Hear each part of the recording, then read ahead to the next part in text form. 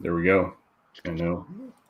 Yeah, Red. I don't know what's up with your connection, but if you want to, whenever you want to try again, just join in.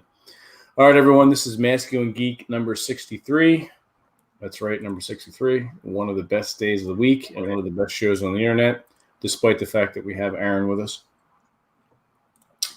So, Aaron is sporting some new glasses. He's and long hair. So yeah, I grew it. I just put that in yesterday. Yeah, his wife picked out the glasses for him. Picked out the glasses, right? Yes, and you got the new and you streaked your hair. Jesus Christ! I didn't streak my hair. I just got out of the shower, and it's my long hair phase. Didn't you guys? You all had long hair at one time, I'd imagine, right? Nope. Oh yeah. You never had long hair, TJ? Okay. No. Well, anyway, it dries out and starts slick back, and then slowly over the day it fans out. But I took a shower about 2 hours ago, and now it's like the equivalent of 9 a.m. You know what else causes your hair to grow really fast? Rubbing your wife's feet. Is that what it is? Boy, you know so much about women, TJ. Boy, tell us more. Yeah. Everything I need to know, I learned from you, Aaron, apparently. Oh, okay. Yeah. You go through all my books, all my posts. You will never see that bit of advice anywhere in my canon of work. Right. Of course not. No, just on your podcast, right? What's that? Well, it wasn't in your book. It was in your podcast. What, rub your woman's feet? And that's how you get hair? What, number one, to humor you, why would anyone say that? I think you lost the joke. The joke got lost. I mean, we got to remember Cappy's getting a little old, and so we need to really take it. Gray hair, got my gray hair. Yeah, the gray hair. That's a streak. He put that. I didn't put this in here. It's coming out natural, and you're not helping it, Eddie, with you questioning. I got a woman to deal with already, getting the gray hair. Now I got you. Oh my God! Well, dude, just rub your feet like you always do. Just rub the feet. That's pretty funny. Well, it's good to see you guys again. Yeah, I know, right? Kevin, you didn't think that you were gonna make fun of me on Twitter. I was starting to. Oh yeah, that's the today. Yeah, you didn't think that there was gonna be retribution. This is like the the Doolittle raid over Tokyo, right? You did your Pearl Harbor. Now I'm doing my Doolittle raid, and then this is not okay. It's somewhat analogous. That's a bit of an esoteric reference there. That's people. Here's what you did, TJ, and this is why you deserve mockery and ridicule. It's like aliens coming to the planet or looking at a globe and missing Russia. I sent you the book. You missed a 76-page chapter. That's the longest chapter I've ever written. You missed the largest chapter with all the charts and the data, and then you reveal there's not enough charts and data. I was really looking forward to comment at the beginning of a 3-hour show. I didn't do an actual review. You didn't actually do the review? No, I was. Oh my God!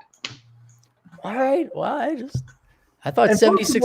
Like this. You aren't getting any royalties because you. I am getting royalties. That's why I keep. What you think? I want to get a little bit of a back end on the deal on this thing? Oh my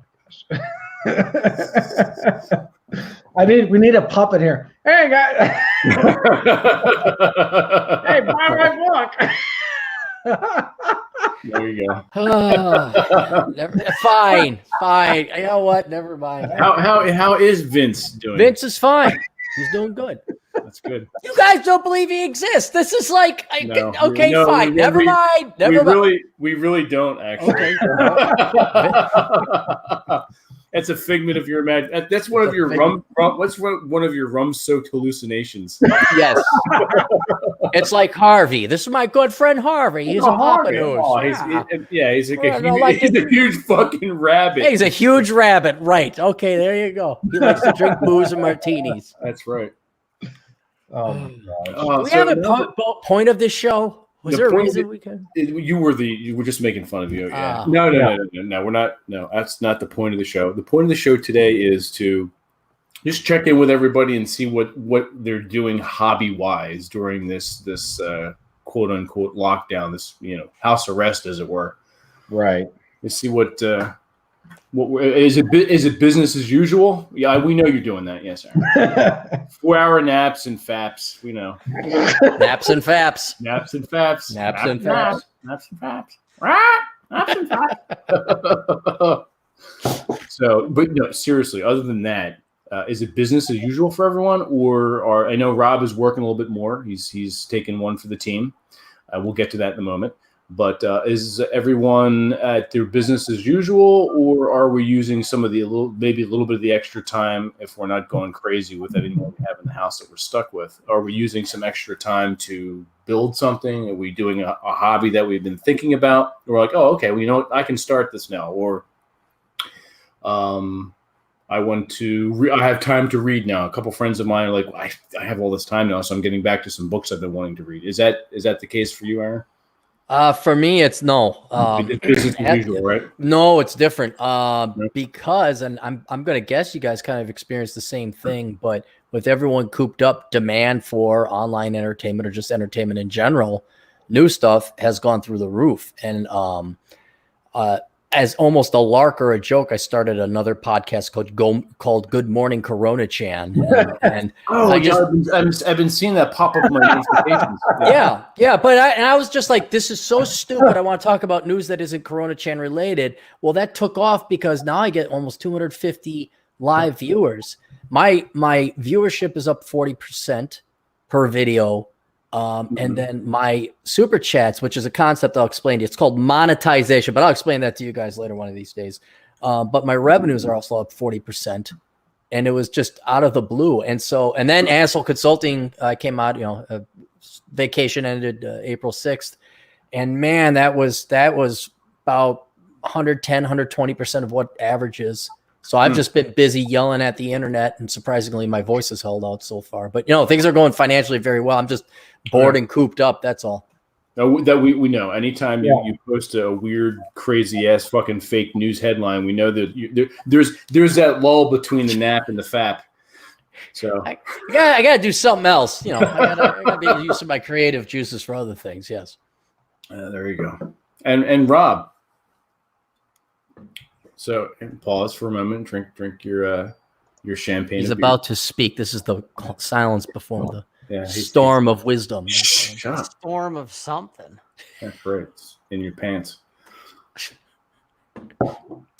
So, unlike a lot of motherfuckers, my job's essential. I don't get to stay home and be cooped up. I get to go out and risk the bug. Except that my job fired half the guys, or furloughed them, laid them off, whatever. We're now doing double the workload with half the guys. That's what I've been doing. So while you guys have been entertaining and reading and working out, I've been working. That's what I've been doing. You get paid time and a half or something at least? If I get into overtime, yeah. But otherwise, it's the same old shit for me, just more of it with less guys doing it. And so to me, I'm like, tell me again why I'm grateful you didn't furlough me.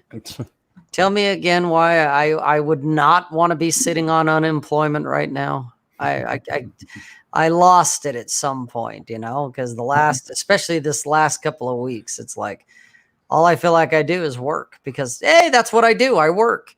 I wish I could be cabin fever and, stir crazy in the house. I'd love to have that. It's like, no, I get to go to work. So I'll trade you. You guys can go and do my job and I'll sit in the house and read. That would be wonderful.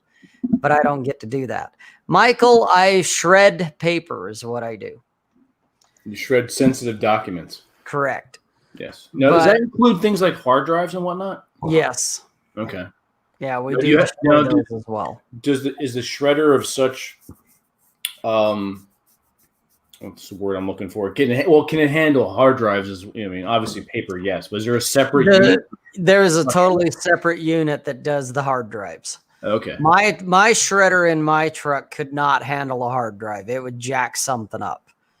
And so something would get busted up or get bent or something. But we have a truck that actually has a shredder that's built to do nothing but destroy hard drives. Gotcha. So we do that. But so I'm sitting there and everyone's, I'm going crazy now. So it's like, shut up. I get to go to work. How many hours you working a week, Rob? Between right now, it's between about 45 and almost 50. So are you just doing twice the amount of work in roughly the same amount of time? That's why it's so tiring. Mm-hmm. Oh, Jesus. Normally, like as an example of today, normally today when we would have a full staff of guys and whatnot, I would have had about 25 jobs somewhere around there.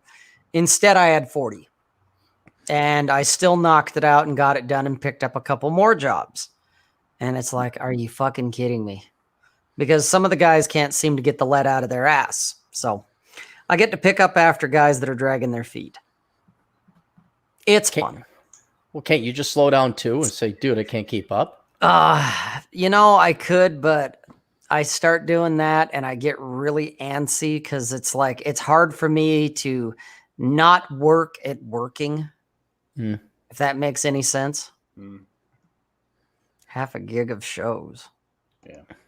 New show up. Thanks, Maggie. Appreciate that. Yeah. It's always good. You happy now, Aaron? You got super chats. You fucking going to shut up now? I don't know if you know how to do that. Do you know what you do with that money now? You just take it. I know exactly what it's to yours. do. It's yours. You know all that rum that you drank? Yeah, the 2 bottles I bought. Yeah. The 2 bottles you drank? Yeah. He's like, what kind of booze you like? I'm like, yeah, rum's not bad. Oh, I'll get you something. Yeah. All right. Thanks, so, Rob, I'm just kind of curious. So it's the same amount of hours. You what are you just sleeping then? Pretty much. If I'm not sleeping, I'm sitting in front of the camera, and it's like so between shows and work and sleep, that's about all I'm doing.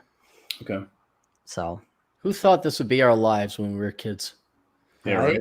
You're going to be on this thing called the internet with 3 other schmoes, and you'll make money from a guy called Bacon on the internet. And he'll only donate. Goddamn Bacon. I mean, what? And TJ, how about yourself? I mean, what are you up to? I just bought Adam Pigot's book, Pushing Rubber Downhill. Oh, good one. That is a good book. Yeah. So far, I'm really impressed. I mean, it's a nonfiction. It's autobiographical. He's just talking about his life, and I was reading it. I was like, wow, like a lot of good kind of.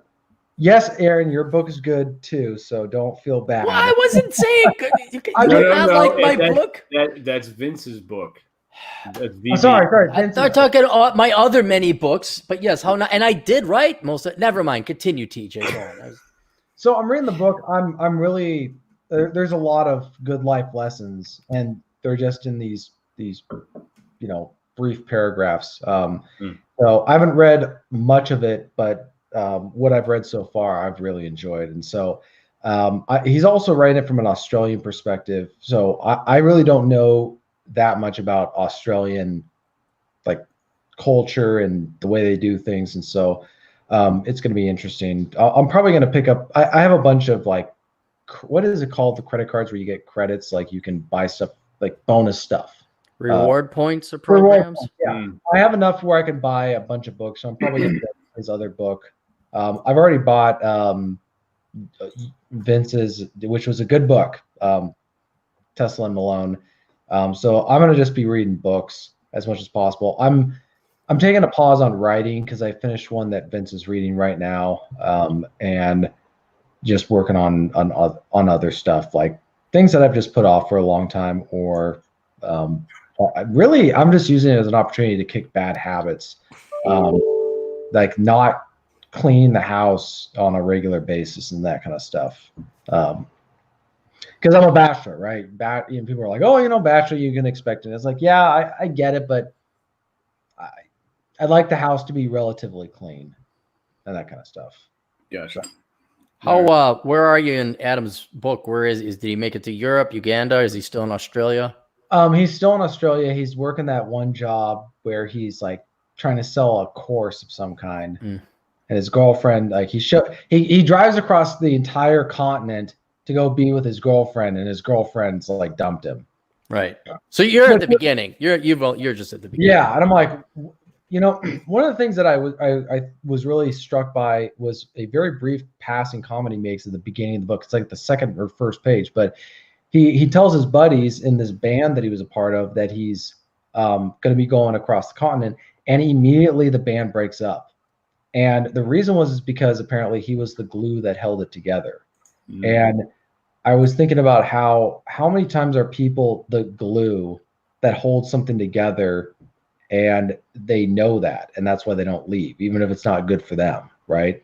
So I think that there's a lot of men out there who are the glue to something, and as soon as they leave, everything falls apart, right?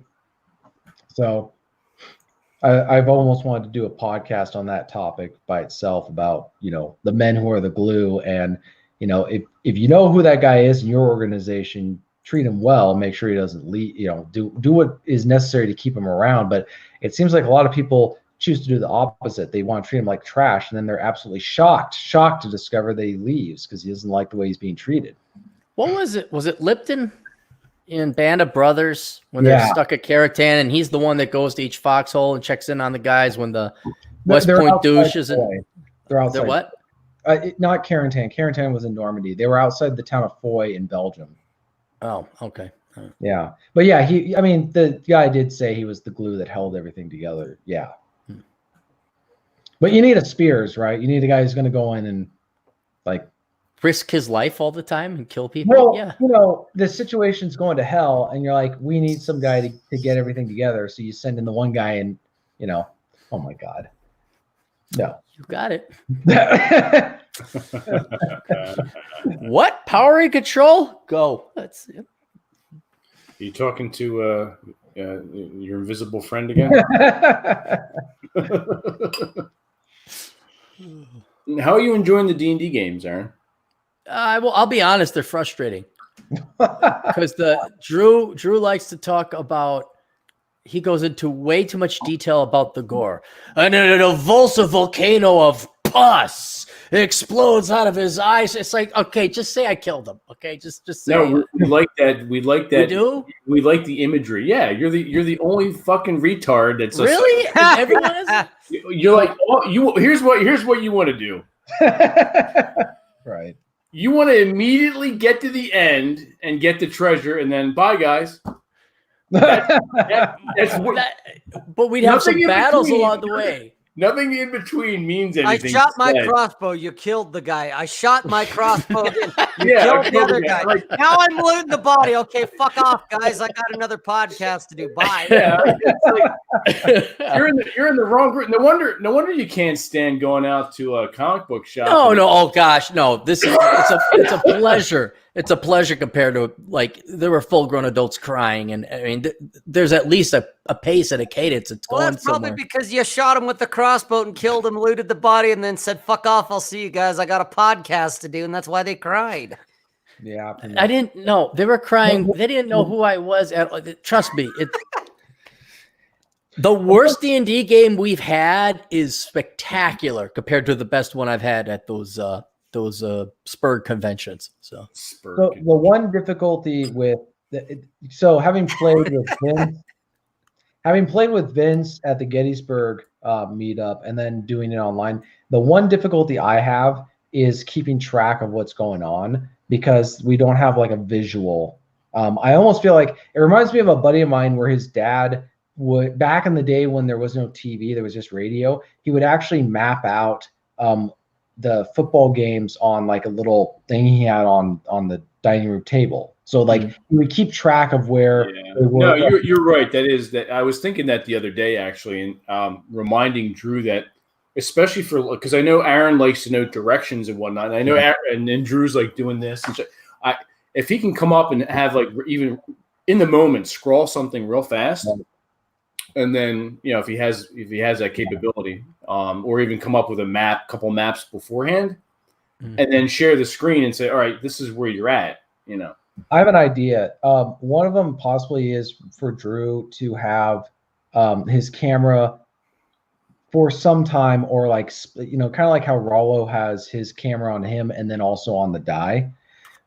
He could have maybe a separate, if it's possible, have a second camera where it has the visuals. And so when it comes time for us to make a decision or actually take action, we can look at his camera, switching to the visual stuff so that we know, we have an idea, a sense of place, if that makes sense, where He could. I mean, I don't. My fear is I don't want that to bog because of the interplay between the internet and then we're all on camera and then. No, that's not going to happen because TJ will go, "Where am I at? You're here. Okay, I'm going to hang out and watch." That's Aaron what will go, "Where am I at? You're over here. Okay, I'm going to shoot him with the crossbow." Aaron, like, is that All right, me? he's Am I fucking close dead. I'm going to enough? loot the body. Yeah, that's what I'm saying. I don't want to exactly. Aaron doesn't want to talk. Aaron doesn't want to talk to any of the creatures that Drew might come up with. Aaron just wants to kill them. And I talked to the guards. Can you just get us to the freaking gate? Yeah. Get us through the gate, or I'm going to shoot you with my crossbow. Yeah, exactly. And Or stab you in the throat. Don't forget, I got a dagger. Can That's stab him in right. the You throat. got a dagger. But that's only for old grandma ladies. What I'm going to slit his throat. Vince? Who? It wasn't Chris, but you, me, and John. When I first played with you guys D&D, who was that? Who was D&D that? And he had the map and everything, and he had the camera on it. But they all would come to his house, and that was me. I know that was you, but who was DMing? I was DMing. No, there was a larger guy. Always had a Mountain Dew. He wasn't DMing. He was he was an encyclopedia of knowledge. So you were DMing that one? I just don't remember it correctly. Wow, that Okay. Roman maps, man. You of course. So the map was at your house, not his house? Yeah. Oh, okay. Never mind then. I stand corrected. That was good. I like that. That the pace and the cadence and the map, because you knew exactly where you were. No, yeah, I know. I tried to do that as easily as possible. Mm-hmm. Then again, I've been doing this for a long time, so. But I don't want. I like TJ's idea. I like what I used to do, but I don't want it to bog down. Right. So I mean, one of the reasons why those worked is I already set those up, and not that I catered the plots around the maps, but the maps were very specific to these encounter points that I had set up. Mm-hmm. So that's why that flowed. And I just had the webcam always facing the map.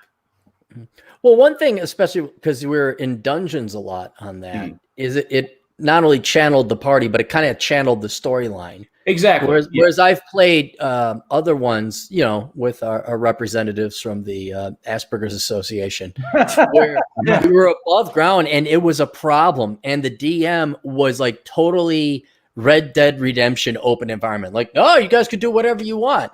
And then the party would split, they'd hem and haw. And, he would hint heavily, but out of all the warehouses, there's just one with a light, even though everyone should be asleep. And then, Tanner or whatever Karen named her son without the presence of her father. He wanted to go run off to some town or something like that. But yeah, when you had it really, you lose focus. But here you're in a cavern and there's only one way to go. That really did focus it. Exactly. Yeah. And I for myself, I like running dungeon crawls.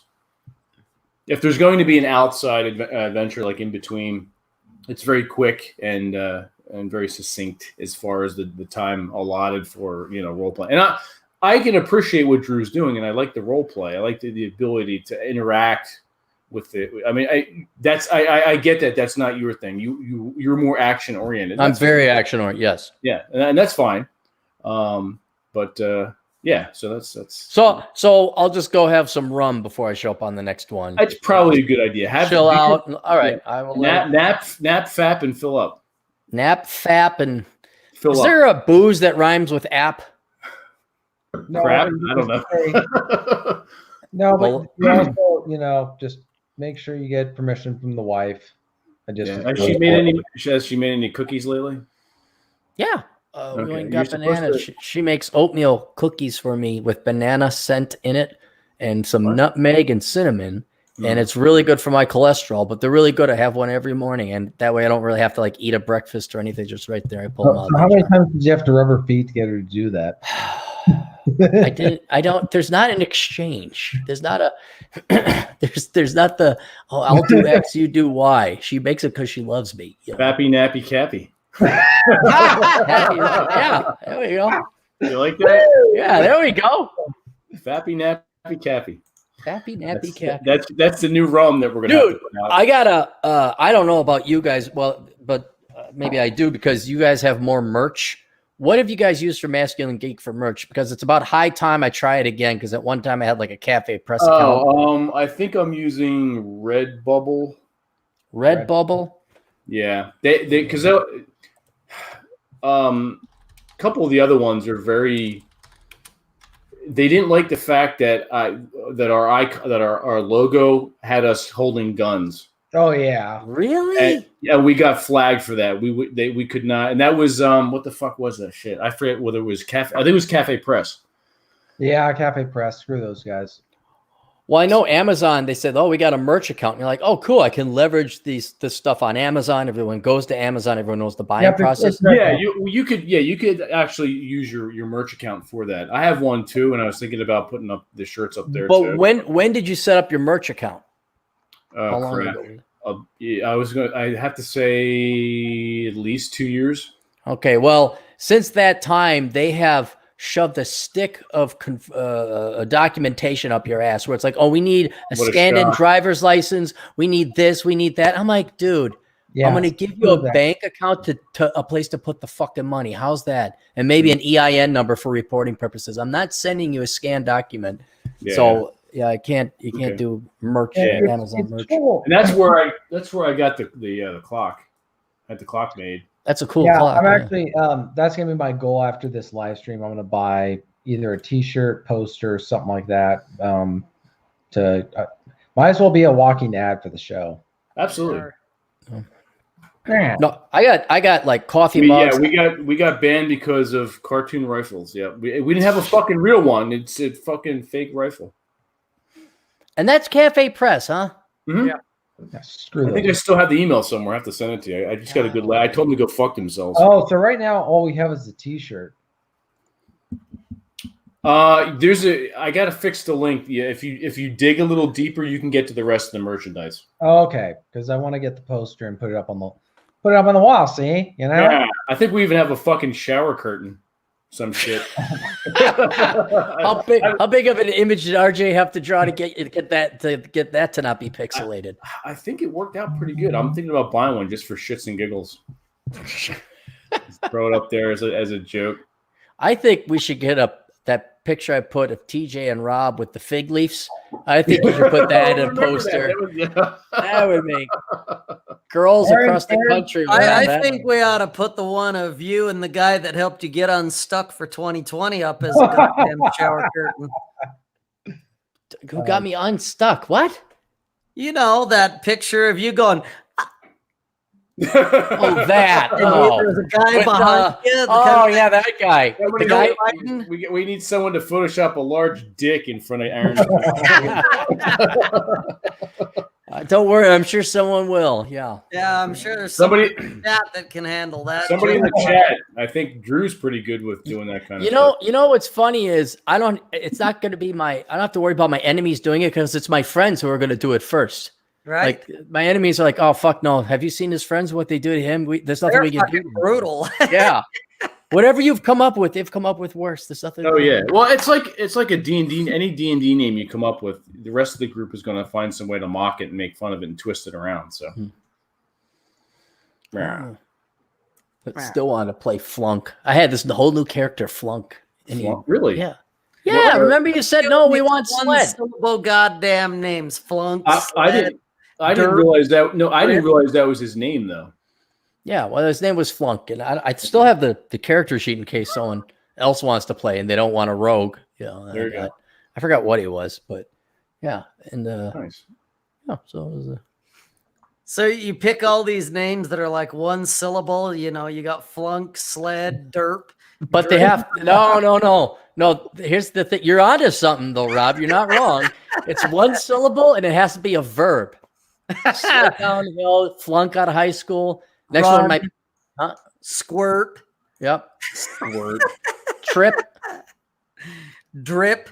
Yeah, but it's got to be a cool first sign. Oh, Flunk's in the house. All right, Flunk. I like Flunk, you know. I like Drip. Drip, yeah, you could Drippy. But if you know fucking one of the dwarves. Droopy knows two syllables. Yeah, it's got to be one syllable, so that's why Drip. Yeah. Drip, Derp. trip. Derp. There you go. Slap. In the house. Slappy Cappy. No, 2 syllables. Slap. You can do fap. Slap, fap, and nap. It'd be a Yeah. triplets who There are you all go. assassins or something. Yeah. Yep.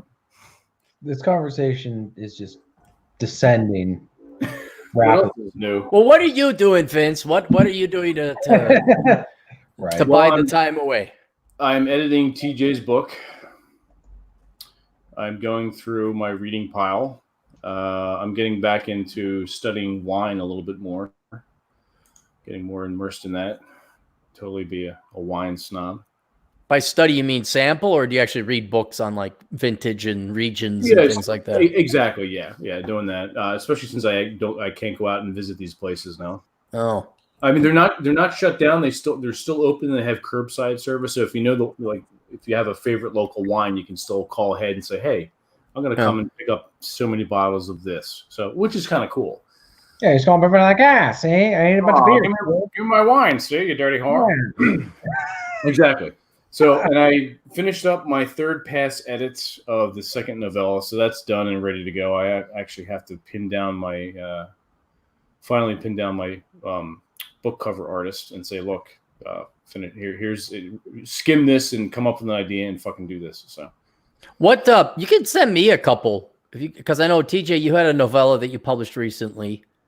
If you guys want to send me a copy, go ahead. I'll send you the manuscript. Yeah. I can't look at this. Yeah. If you haven't read, so it's a short prequel to another book I published. So if you haven't read that one, this one might be a little confusing. But it's a novella, right? We're talking 50 It's pages. like 20 pages. 20 pages. Okay. Is there a chapter? Or is it just one chapter? It's just one chapter. Okay. Is there a key part of the book I should skip, like a very obvious part of it, and then say, this book didn't have a protagonist?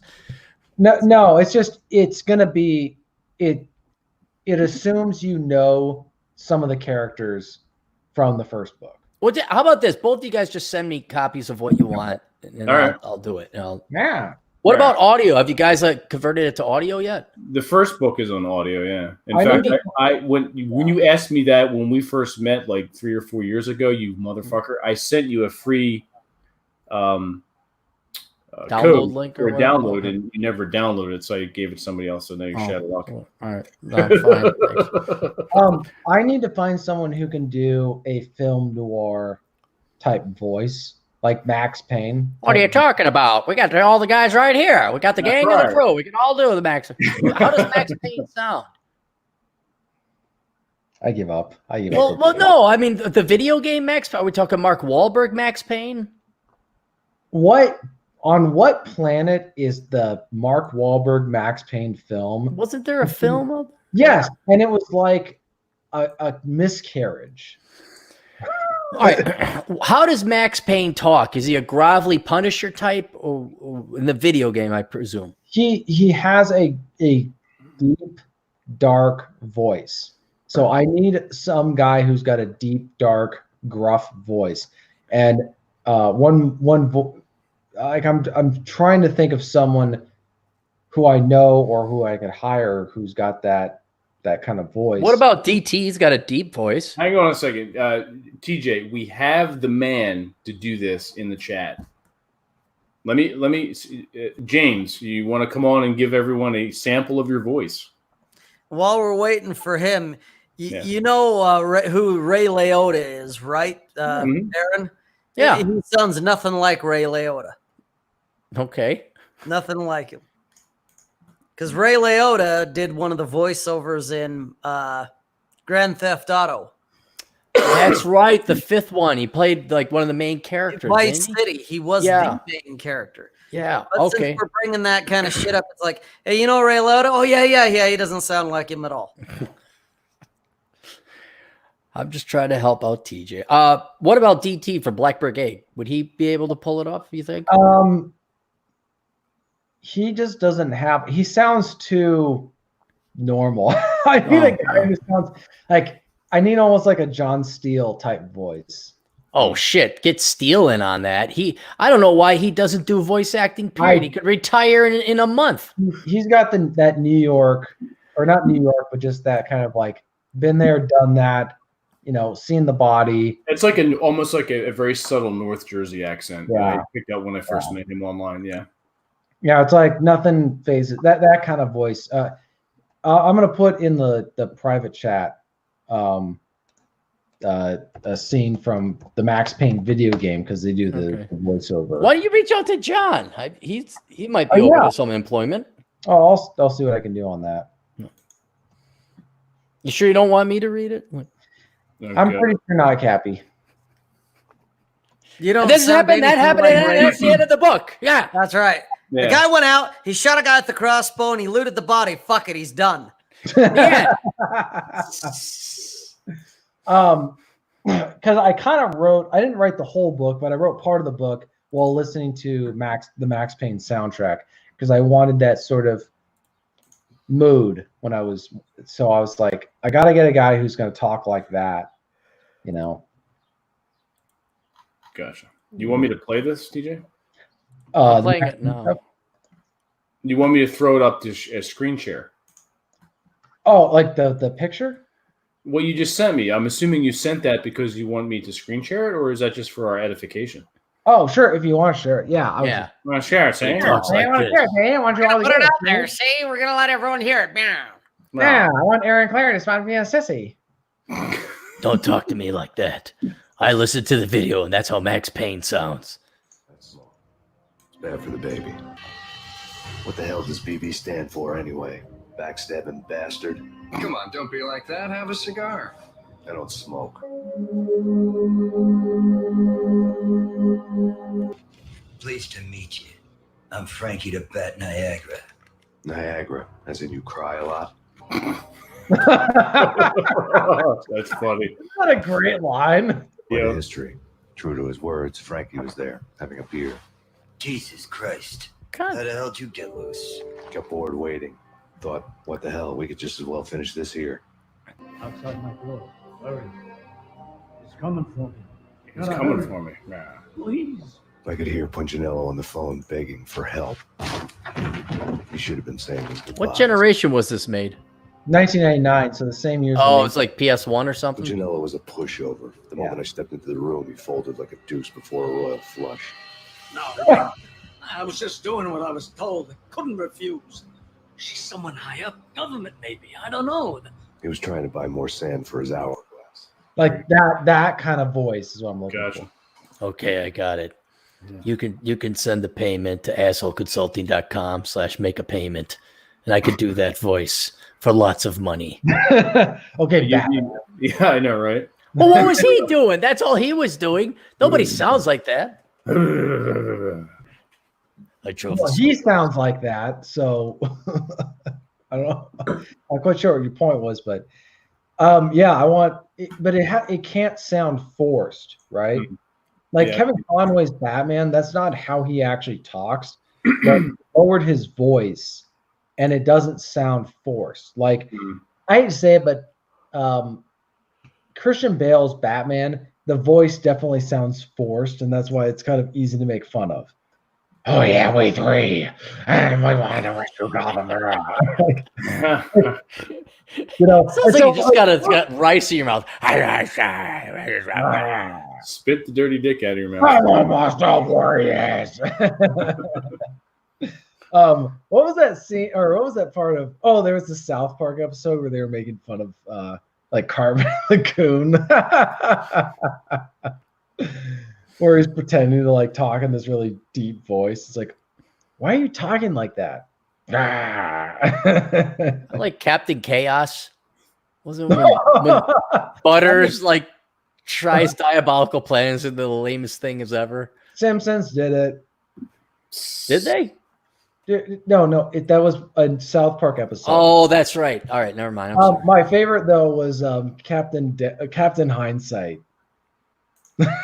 Hindsight. Yeah, in South Park, where there's Captain Hindsight, where he's like constantly saying, "Oh, we could have done this" after it happens, right? I'm gonna have to start watching all this stuff again because like I've been adulting for so long. Don't ever say that word. No, again. What's wrong? What? But that no, I okay. Since I've been a self-supporting adult like, oh, I could just binge on cartoons like when we were in college or something. And I'm missing at least 12 years of South Park, probably 20 of The Simpsons. Have you gone back to rewatch Cowboy Bebop? I've watched it probably 7 or 8 times through by now. So I don't know. You kind of don't want to watch it so much that you're bored of it. You kind of want to save it a little bit. And Yeah. I'm not much of one for watching something multiple times, though. I mean, it's kind of like, maybe there's something new out there. Is there any other animation you're into lately, or is that pretty much lately? No, yeah. Most anime is so garbage. And then the problem with anime people who are fans of anime, their standards for what makes a good anime is so low. You're like, oh yeah, try this, and you watch it, and you're like, okay, when does this get good? Isn't it great off the first part when the guy turns into a frog and then to a robot, but he has sex with his sister, but it's not his sister, and then they show everybody's junk, but it's not that real junk they show, it's the absent junk. You're like, yeah, it's pretty fucked up, man. It's like, no, it's great. So, I got a question. Have you seen Red Line? Yes, that's a perfect example. I know you and I disagree on that. Did you like it or hate it? I didn't hate it, but I certainly did not like it. I thought it was a waste of time. Okay, I thought it was it was one of the most intense movies I've ever watched, where it just never lets up, right? The other thing I noticed about it, and other critics have noted, there is no, it's called scenario in terms of story writing. There's no context. It just is. They don't explain anything in the movie. Right. And that's one of those things where I can't, and where a lot of Japanese animation loses me, where it's like all of a sudden they're on a rocket ship. Like literally out of nowhere, they're just on a rocket ship, or they're flying in space naked, or as it happened in Red Line, there's all this explosion and things happening, and their car actually blows up and is the explosive force that doesn't tear their bodies apart, but pushes them past the finish line in space. And I'm like, are we going to ignore all the laws of physics? I understand Star Wars. Yeah, that actually didn't bother me. And because it was so over the top and outlandish that I was like, okay, I can buy that. Where the only thing that I didn't really like is it was so weird. Like there's so much weird stuff. Yes. Aesthetically, it was overwhelming. But I still I watch it now, and parts of it I like how, for some reason, the fact that even though they don't explain anything in the movie, I get what's going on in the movie. But the other thing I appreciate about it is it was hand animation. It was not CG, so it was kind of old-fashioned stuff. I wish they did more of that nowadays, but because everybody wants to do the PlayStation 2 cutscene movie. But yeah, I don't really watch most anime. Other than Cowboy Bebop, because it was the only show that actually was coherent. Like it had a lot of themes that like it is not a kids show. A lot of people would get fooled by that. Oh, come on. There's a couple episodes with Ein and Ed that are for kids. Mushroom hunting. Oh yeah, that was actually funny. Spike's just walking in place and he hits the frog. Stupid frog. My favorite scene, or one of my favorite scenes in that show, is when Faye is sitting there talking to Ein about her past, and Spike comes out. Spike's sitting out, yeah. He comes out with a shirt. She goes, "How long were you listening?" He goes, "Too long. Your biography needs editing." Let me ask Robin and Vince something here. Do you guys remember Ninja Scroll? I've heard of it, but I've never watched it. That's one of the few ones that is a legit, clear, easy to follow, makes complete sense. It's an absolute must. I put it up there with Cowboy Bebop, but it's not a series. It's just a full-length feature film. Pretty grotesque, but it's pretty good. But there's no, and then he randomly turned into a tree that shot light up into the sky, and now he's born again. There's all that weird stuff that happens. And what I like about it as well is he pisses off basically a cabal of evil people. And each evil person is like a super fighting. They have their own specialty. So the 8 devils of Kimon they're called. So every 12.5 minutes he's got to be in a fight, and that's this consistent pace where he's got to outsmart and outfight all these different types of people. to make it to the head guy. But that's Okay. that's a really good one. That if you I want some anime and you don't want to be let down, I get Ninja Scroll.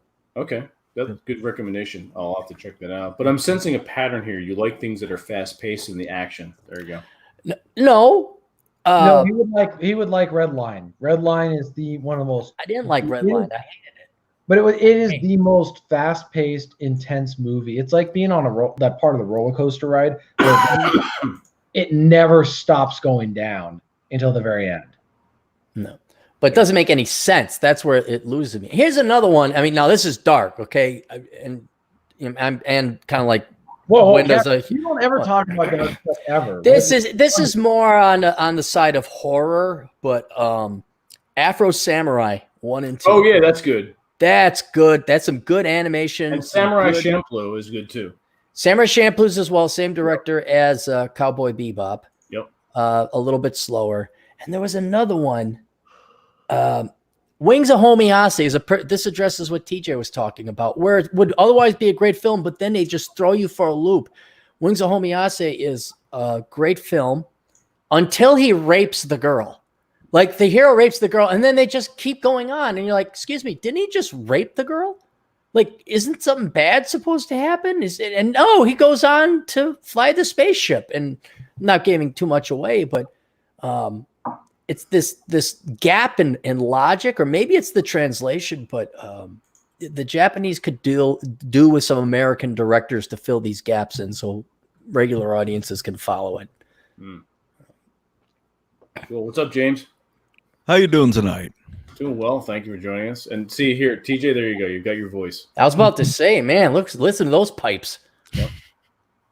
You said the same thing last time we met. Oh, Yeah. if I remember, no. Aaron is quite infatuated. That's right. We met in person, not online. Yeah, we were over in Jersey. Yeah, I remember now.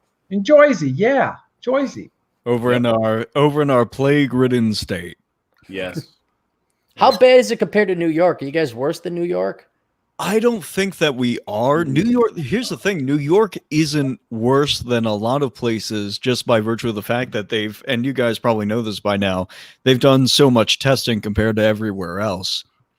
And so New Jersey is sort of on par, but at the same time, it's like, New York probably has the best conditions for a plague out of anywhere in the country, excepting maybe San Francisco, and they apparently got on top of it quickly enough that they didn't have to worry about. All they have to worry about is stepping on a heroin needle and contracting AIDS.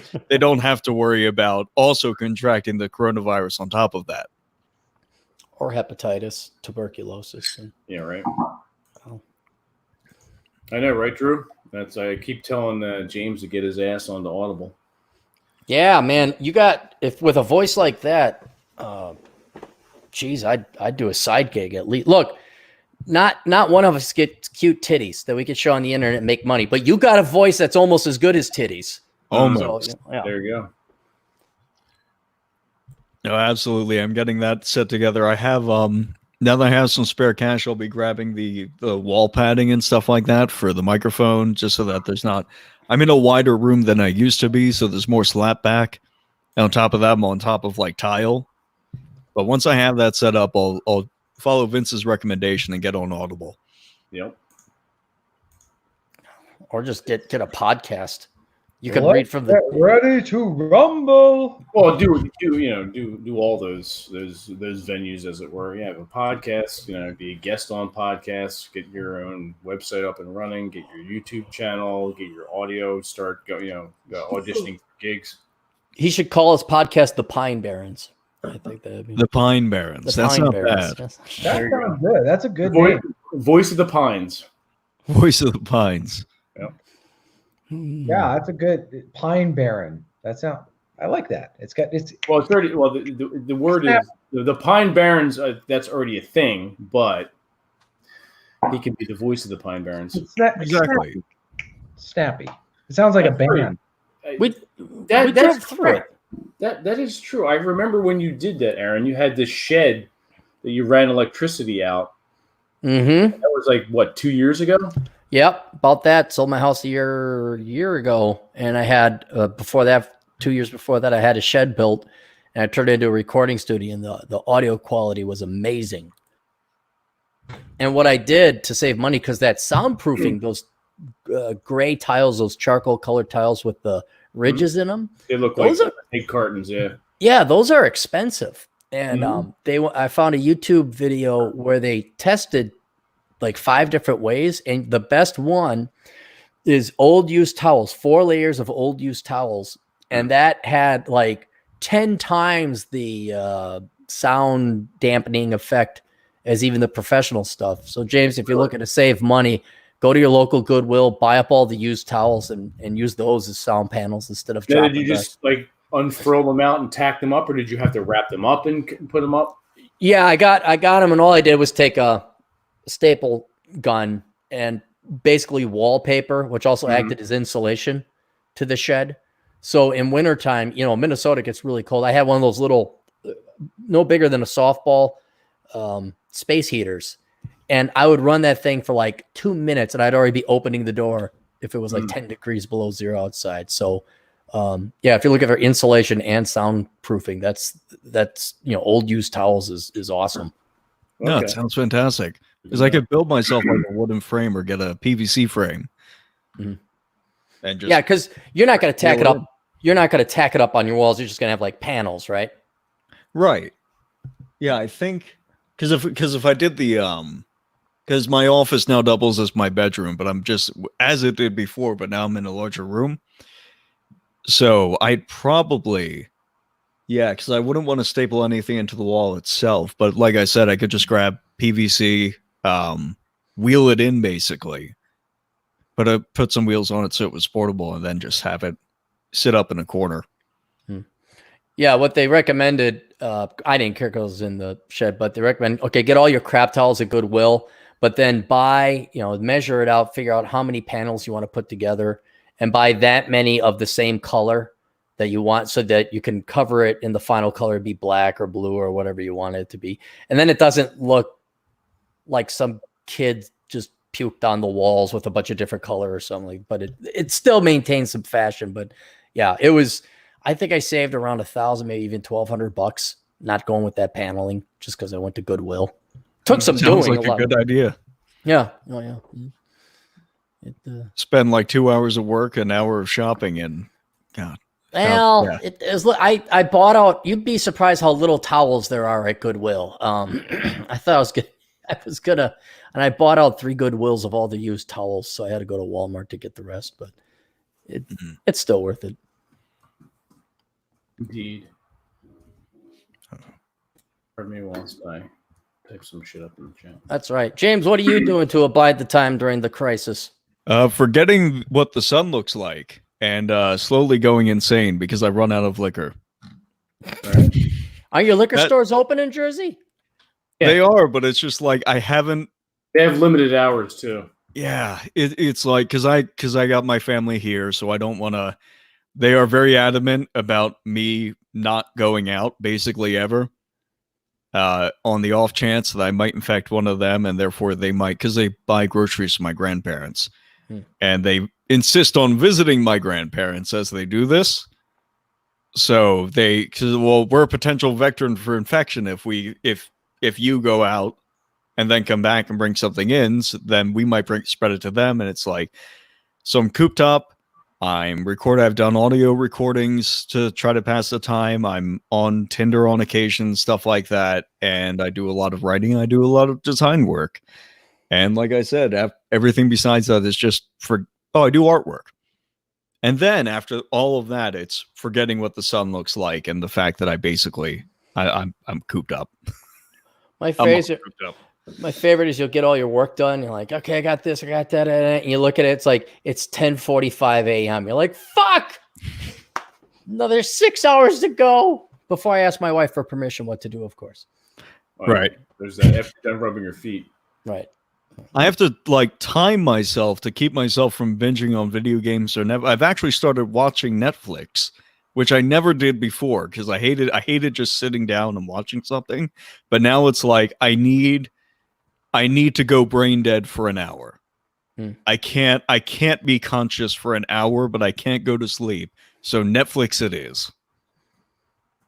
I've been driving around in the truck smoking a cigar like every other day, driving into Wisconsin.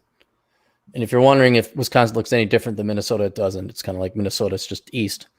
And yeah, it's kind of hard because there's nothing else. You can't even go to a restaurant. You know, right? And I'm just thinking, like, thank God for the internet, because at least we got you yahoos to hang out with. I mean, I could only imagine what this would be like without the internet. Well, the internet's basically saved my life in this instance because my day job, as some of you know, I'm a groundskeeper for a golf course. I got to work there for all of a week, and it was because we're off for the winter. Mhm. Most of us are off for the winter. I take winters off because it allows me to focus on other projects. But, they say, hey, we need you back. I'm like, all right, sweet. I go there and I'm working with men. And if there's a problem, we just mention it to each other and we propose a solution. If somebody disagrees with the solution, they just say, this doesn't work and here's why. And it's resolved. Mm-hmm. And I don't have to worry about any kind of like workplace politics and stuff like that, because it's just manual labor. We have tasks. There's a little bit of an art to some of the tasks that we undertake, but besides that, it's just problem resolution, and that's the entire day. And that was like the most refreshing week of this year, being able to like go there stress free, get something done. And then they shut all those things down because we can't have people on the same golf course together. I'm kind of curious, TJ, what was the best thing that's happened to you over this Corona shit? Best thing, as the train's passing by, your timing's impeccable. Thank you. I've been looking at just stuff that I think I've mentioned before. Things that I want to change in my life that probably wouldn't have happened if this wouldn't have been going on. And so one of them that I do want to mention is I've been testing out a lot of Drew's workout kind of recommendations and stuff like that. So it's been really interesting to do more home exercises, and I've maintained kind of my muscle mass or strength level without going to the gym. So I've been doing stuff. Yeah, it's been awesome. Really interesting. I've been doing stuff, for example, I've never done this before, but they're called wall push-ups. It's where you're facing the wall, your feet are up on the wall, and you go down, and that's working out your upper shoulders and back. So I do that, and then I do regular push-ups, finger touching push-ups, and then I go do the chin-up bar and all that kind of stuff. And then I go on hikes. So I'm doing that instead of going to the gym. Now, I'm still going to go to the gym when this is all over, but Drew was saying you only have to work out 2 to 3 times a week, and I'm used to going every day. Well, now I realize you don't have to go every day. You can just go a couple days and maintain your strength, and it's actually good for you because your body needs to recover, right? Another one is, and I was talking about this with Vince the other day, I have this problem where I've been breathing out through my chest rather than through my stomach. Yeah, it's weird. It's like breathing. Most people don't know how to breathe correctly. Yeah, they don't breathe correctly. So I've been working on breathing correctly. I've been working on. I've been doing vocal exercises that I found that have been very helpful for me, because there's a bunch of muscles, vocal cord muscles, that are really tight for me. So I've been working on those, and it's been great. So I agree with Quintus Curtius on this. I have no sympathy for guys who are saying, "Oh, it's okay for you to have not accomplished anything." Bullshit. You can go to accomplish whatever you want. Mm-hmm. You're just lazy. You're just using it as an excuse to be lazy. So what are you not happy with in your life? Figure it out. And YouTube is, frankly, as you, Aaron, have pointed out in the past. It's your dad. It's our dad. So it's our dad we never had. Yeah, whatever question you have, you can figure it out on YouTube, and you got to just do the work. So that's what I've been working on. Rob, I'm kind of curious. I'm going to bet it was the earthquake was the coolest thing that happened to you this year, but I could be wrong. I'm trying to think of anything that's cooler than an earthquake to be in. No, the earthquake was pretty cool. You missed out, Aaron. I know. You just get to sit there and say, I'm going to shoot him with my crossbow and loot the body. And I can say 5.7 on the Richter scale. Top that, Aaron. I know, but you got to feel it. Like you thought someone hit your truck. Yeah, I did. Oh, Aaron got a boner over here in this story. yeah, Apparently. I did. I haven't been in an earthquake. I've never seen a tornado. I'm just failing in all regards. Vince, what about you? Because I have some that actually is good news, kind of like James. Go ahead. Tell the good news. Well, the best thing that happened is I changed rotors and brake pads 2 days ago. And it was just this classic, like James was saying, a bunch of guys. It was me and a buddy of mine. And he's a mechanic, so he can watch over it and even make sure I don't make things worse. Yeah. And I'm like, yeah, we got some rotors, put on new brake pads. It was hot, got grease, smelled like a guy, and like ate, and it was wonderful. And then, oh, hey, my truck is fixed. Isn't that a great, just a great feeling after accomplishment when you're done? Dude, I'm kind of, I want one or two more books to make it big here, but there's a piece of me that when my house is built, I think all I want to do is wrench on cars. Just play the music, get an old car in there, start working on it, wrenching it, building it. Is that the code word for it? Wrenching? Hey, there's a name. Wrench. Huh? You're a chronic wrencher. There you go. There's a D&D name. Wrench, yeah. Yeah, I make a good D&D name, yeah. That's already a name for, sorry, I'm going to look this up right now. There's a name of a character, Wrench. Wrench? Where's it from? Wrench and Socket, or? Wrench and Socket, there you go. Socket and Wrench. Yeah, it's a video game, isn't it? I think of Ratchet and Clank. Ratchet and Clank, that's it, yeah. No. There is a character in a TV show that's completely, I'm lost on it, but their name is Wrench. I can't remember. Well, anyway, it was a great feeling, Vince. It was wonderful. It was it was sunny out. It was like nothing happened, and it was everything you'd hoped it would be. Yeah, and my truck was fixed, and I saved, my quarter Jewish blood in me. I like the fact I saved like 120 in labor. You saved a couple $100 by switching the guy. Hey, I saved good money. I made money on that thing. I enjoyed it too. Well, Aaron, it's like getting paid. It's like getting paid to jerk off, guys. I mean, it's like. That's right. You and I talked about this on the phone. I mean, I like to eat out at least once a week, a nice restaurant, have some good drinks, and just relax. Whether I'm with one of my girls, it's just myself, doesn't matter. Mm-hmm. And I ascertained, I ran the numbers, and I said, okay, well, I spend anywhere between like 80 to like 120, maybe $140 at a pop. Mm-hmm. Now I'm not doing that because I can't. Mm-hmm. And I love the whole restaurant experience. I love being served. It's just fantastic. But now, okay, so what I've been doing is I just take that money and as if I'm going to the restaurant and then just kind of cool, just put it in an envelope and throw it in a drawer. I've been throwing it into the S&P 500. You can do that too. Yeah. I have, I don't know if you guys tune in, the Corona Chan, all the donations. It's a Good Morning Corona Chan. You'd love it. I actually get it because I use it to wake up, so I'm only half there. And I get into some really good philosophical stuff in the morning, and then I take invite me on. Yeah, you'd probably be up. Yeah, if you want to come on, we could have you a special guest. So, sure. But anyway, so it's the same thing. People who donate usually it's like, oh, go to the Poke Bowl fund because people know I like Poke Bowl, and I'd take my super chat donations of that day, and I go get a Poke Bowl, or my lunch. Wait, what? I take my super chats. Yeah, no, I got that part, but you do a Poke what? Poke Bowl. What is that? It's like a sushi in a bowl. So you have like a quinoa or a greens base, and then raw tuna, and all the ingredients you have in sushi. So chopped up ginger and garlic and whatever goes on sushi. You can different type of bowls, and so it's not cheap. It's one of the luxuries I afford myself. But for $15, it's a hell of a meal.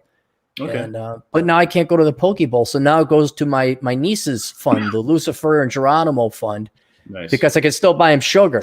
And then people are like, oh, I got to give money to that. We got to give money to little nieces. So, yeah. So as far as people know, it's going to my nieces, or at least that's what I tell them. They're not me. But. Okay, cool. Nice. So that was for myself. That was like, hey, wait a minute, I just save this money. I mean, I'll go back to the restaurants, but but right now it's like, oh, I'll put that away. Maybe I'll invest it. Maybe I'll put it towards a vacation, a writing retreat, whatever. Rob, are you the only one that's like really employed? Because TJ, you're 1099, right? No, I know you work for the 10th Amendment Center, but we're all full-time employees. we are all fully Really? employed. Yeah. James, you too? You joined these guys? No, I am technically, I will be joining I don't think I can file as 1099 last year. This is one of the things that I've been doing since I'm ready to just like bash my head up against the wall. I started going over my business expenses for the past year and just learning how to organize it on like Google Sheets or whatever. And it's like, oh man, I feel like I shouldn't be enjoying this, but it's nice to just get like a project finished. Right. But no, so I can't work at the golf course right now. So I'm not employed in that sense. I make money by selling tabletop designs online primarily at the moment. Oh, that's right. I remember. Yeah. Okay. Yeah. So that's what's mostly keeping me afloat at the moment, which is difficult because most of what I do is Kickstarter. A lot of people aren't engaging in crowdfunding right now because they have some expenses of their own. Yeah, they got to save everywhere they can. Yeah. Yeah. But then I guess James would be the only one that play. But have something for everyone to consider, even everyone who's tuning in. How many of you have like gotten your finances together? Like if you guys have a 401k plan at work, I presume. Mm-hmm. Okay, so there's that. But if you don't, you got an IRA plan. Have you guys contributed to that, or a will? How many of you guys got your will set up? That's something to consider doing. It's funny. I wrote about that in the newsletter because I had got an email from a friend of mine who died 2 years ago. Apparently, hackers were spoofing on his email address to send out virus links. Wow. And shit. I'm like, oh fuck. And then I thought about it. I'm like, that's interesting. Like, especially for single guys, like when we cack out and kick the bucket or just hit by a fucking car, are you prepared to have all your online presence be audited and or shut down? What are you going to do with that once you die? I mean, that's. I have a lawyer. You have no idea, and this is a big ass project I have to work on. If I ever slow down, I might have to take another month off from Asshole Consulting. Hello. But no, seriously, for anybody who has any kind of email or any kind of social media presence. I'm having connection issues here. No, we can hear them. I don't know if he could hear us. Yeah. How's it going, guys? What's up, Amos? Hey there. But anyway, yeah, something you guys should do is you should get your on. Basically, you have Minnesotans on the stream. Oh, is he from Minnesota? What? Is he from Minnesota? Amos? I'm not sure where Amos is from. Oh. Can you hear us, Amos? I don't know. Yeah, I can hear you. Can you hear me? Yeah. Oh, he's on a delay. One sec here. Anyway, get your regular will, your living will, but then also like a digital will where you got to give somebody your usernames and passwords so they could get access to your funds. That doesn't go to the state. You close down your email, you blank it all out, all that other stuff. Yeah. And that's a day-long process. Easy. Oh no! I have a regular will set up for all my the non-internet things set up. But I was thinking that made me think of that. Now you're mentioning it. That's next on the list to do. And another thing, TJ, you and me got to think, and James, you too, because I presume is your tabletop stuff copyrighted? The short answer is yes. Yeah, that's something that we got to work because the copyrights don't die with us; they can go on. So you got to say, all right, who gets the copyright? Another 100 years. Yeah. I had a discussion with somebody about that because we were talking about how we could appreciate the value of IP law, but we really didn't like the idea that like something we created would just be controlled by like Disney in 50 years and talking about how to basically, okay, it's 50 years after this IP is done. Now it's into the free market. Now it's completely what is it? Public domain. I couldn't remember the term, but setting up like a time limit for how long we had control of our own IP. And on the subject of the digital footprint, like a will for your digital footprint, I was looking into I was wondering what blogger Andrew the Private Man because he turned over his blog when he was dying. Yeah. of cancer, Did he turn that over to the girl he was dating at the time? Yeah, I think so. But I think the best example is Charles Schultz, the guy who created Peanuts, Charlie Brown, and all that. He on his Wait. Who? Charles Schultz. He created what? Peanuts. Charlie Brown. Brown. Charlie Brown. What Charles the fuck? Charles Schultz created Charlie Brown.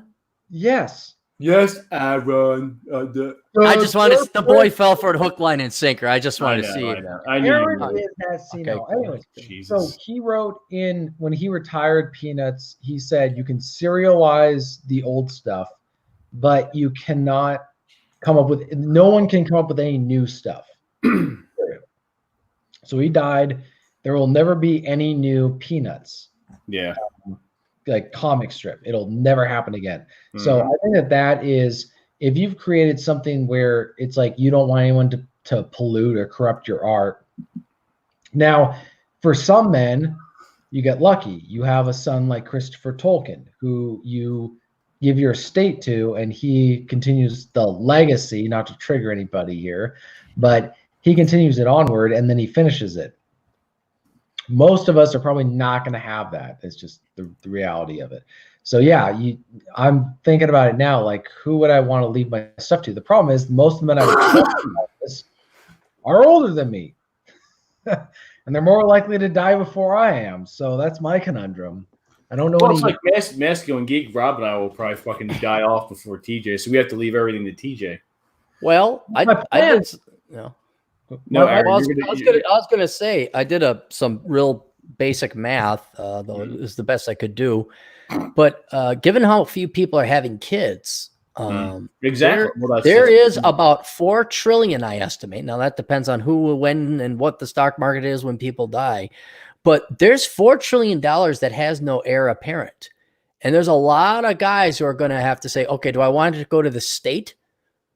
Which isn't where it would inevitably go. So I think in the future, when we start to kick the bucket age, there's going to be a lot of nonprofits or funds or something like that that are going to exist. Because I think the private man, did he have kids? Did he have a family?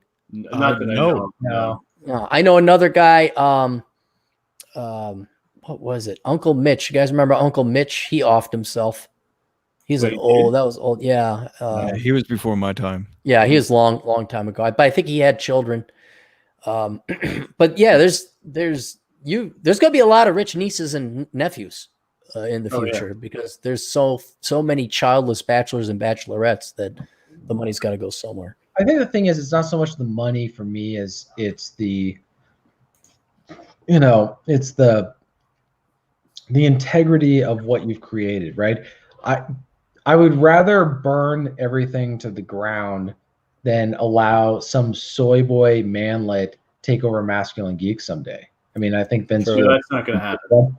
It's not going to happen. There'll be tests and vetting in place for that. Yeah, like test for test. If I'm exactly, you must be above this level. There you go. Exactly. Like, I don't know what the future is going to hold. I don't know anything about that. I just know that in my family, the men tend to they don't die. They just go on until somebody else, like whatever. They're like 90 something years old and their minds don't go out either.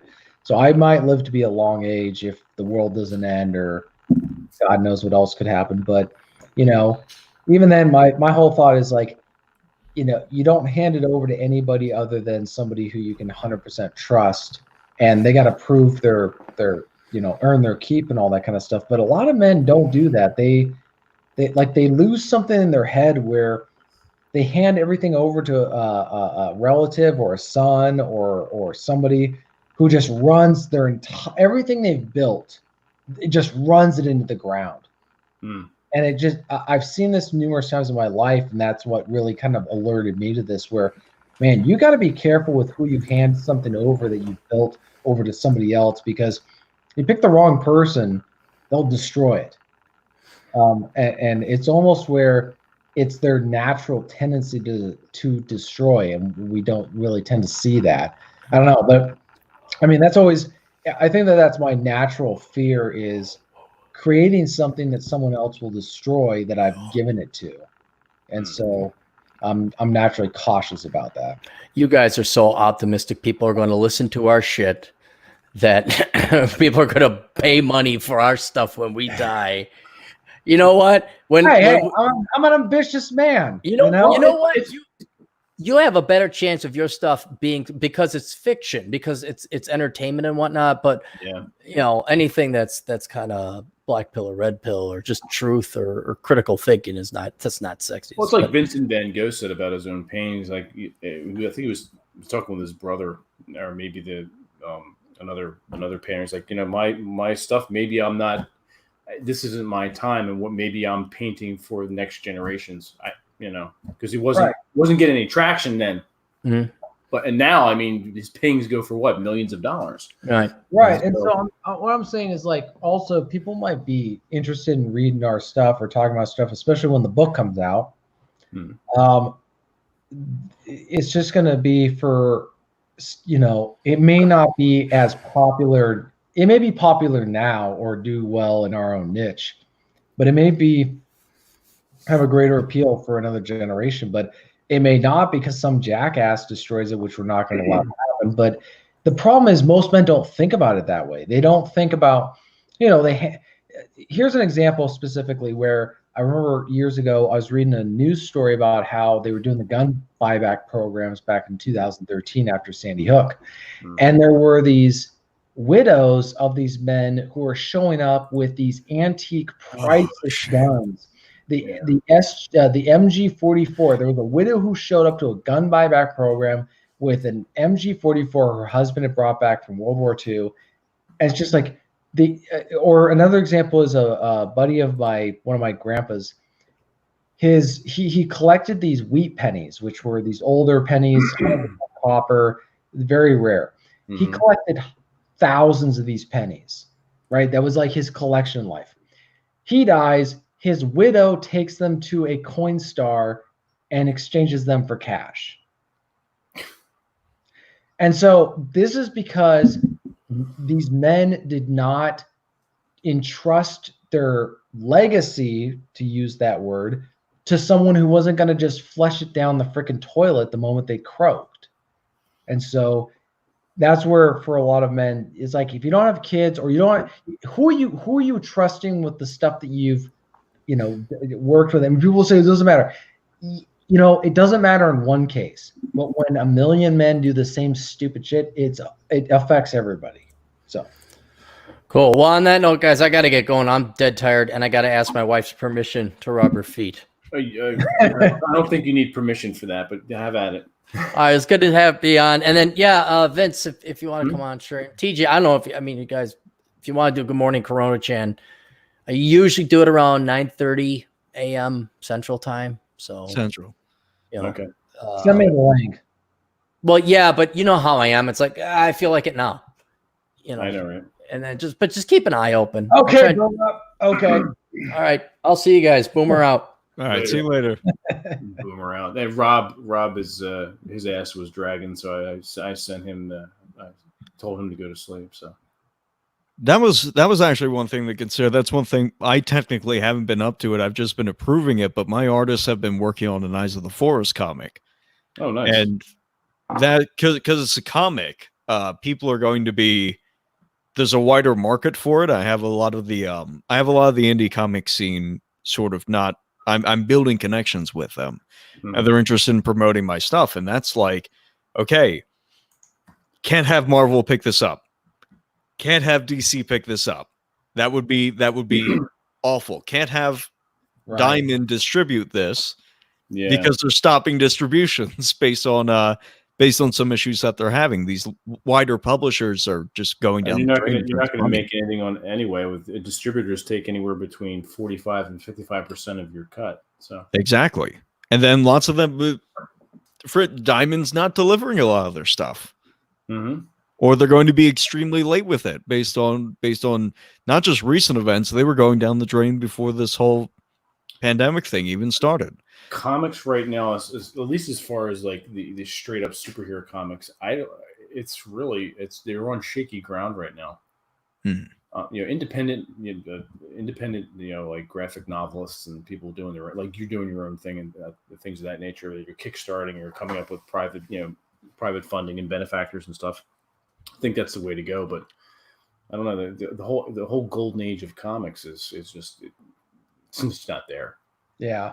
Yep. Well, and think about also what the person who owns the intellectual property, what do? They end up downplaying the legacy in a worst case scenario. So look at Star Wars, right? And this is a case where the guy's still alive, where he created this great franchise and then sold it to Disney, that then completely destroyed it, right? And George Lucas, I know, regrets what's happened, but I was like, George, what were you thinking, right? What did you expect to happen? Well, I'm like, why? There's no reason why he wasn't bankrupt, right? He wasn't on the verge of bankruptcy. He didn't need the money. He just did it because he was lazy. He sold out. He sold out. On top of that, he gave them financial incentive to shit all over his legacy, to use your word, because they had to pay fewer royalties to him based on whether or not original characters were in the script. So of course they were going to get killed off as unceremoniously as possible. Yeah, because then they had to pay him less money. Yeah, George Lucas is going to go to his grave, disturbed in his soul, because he knows that he is going to be already disturbed right now with it.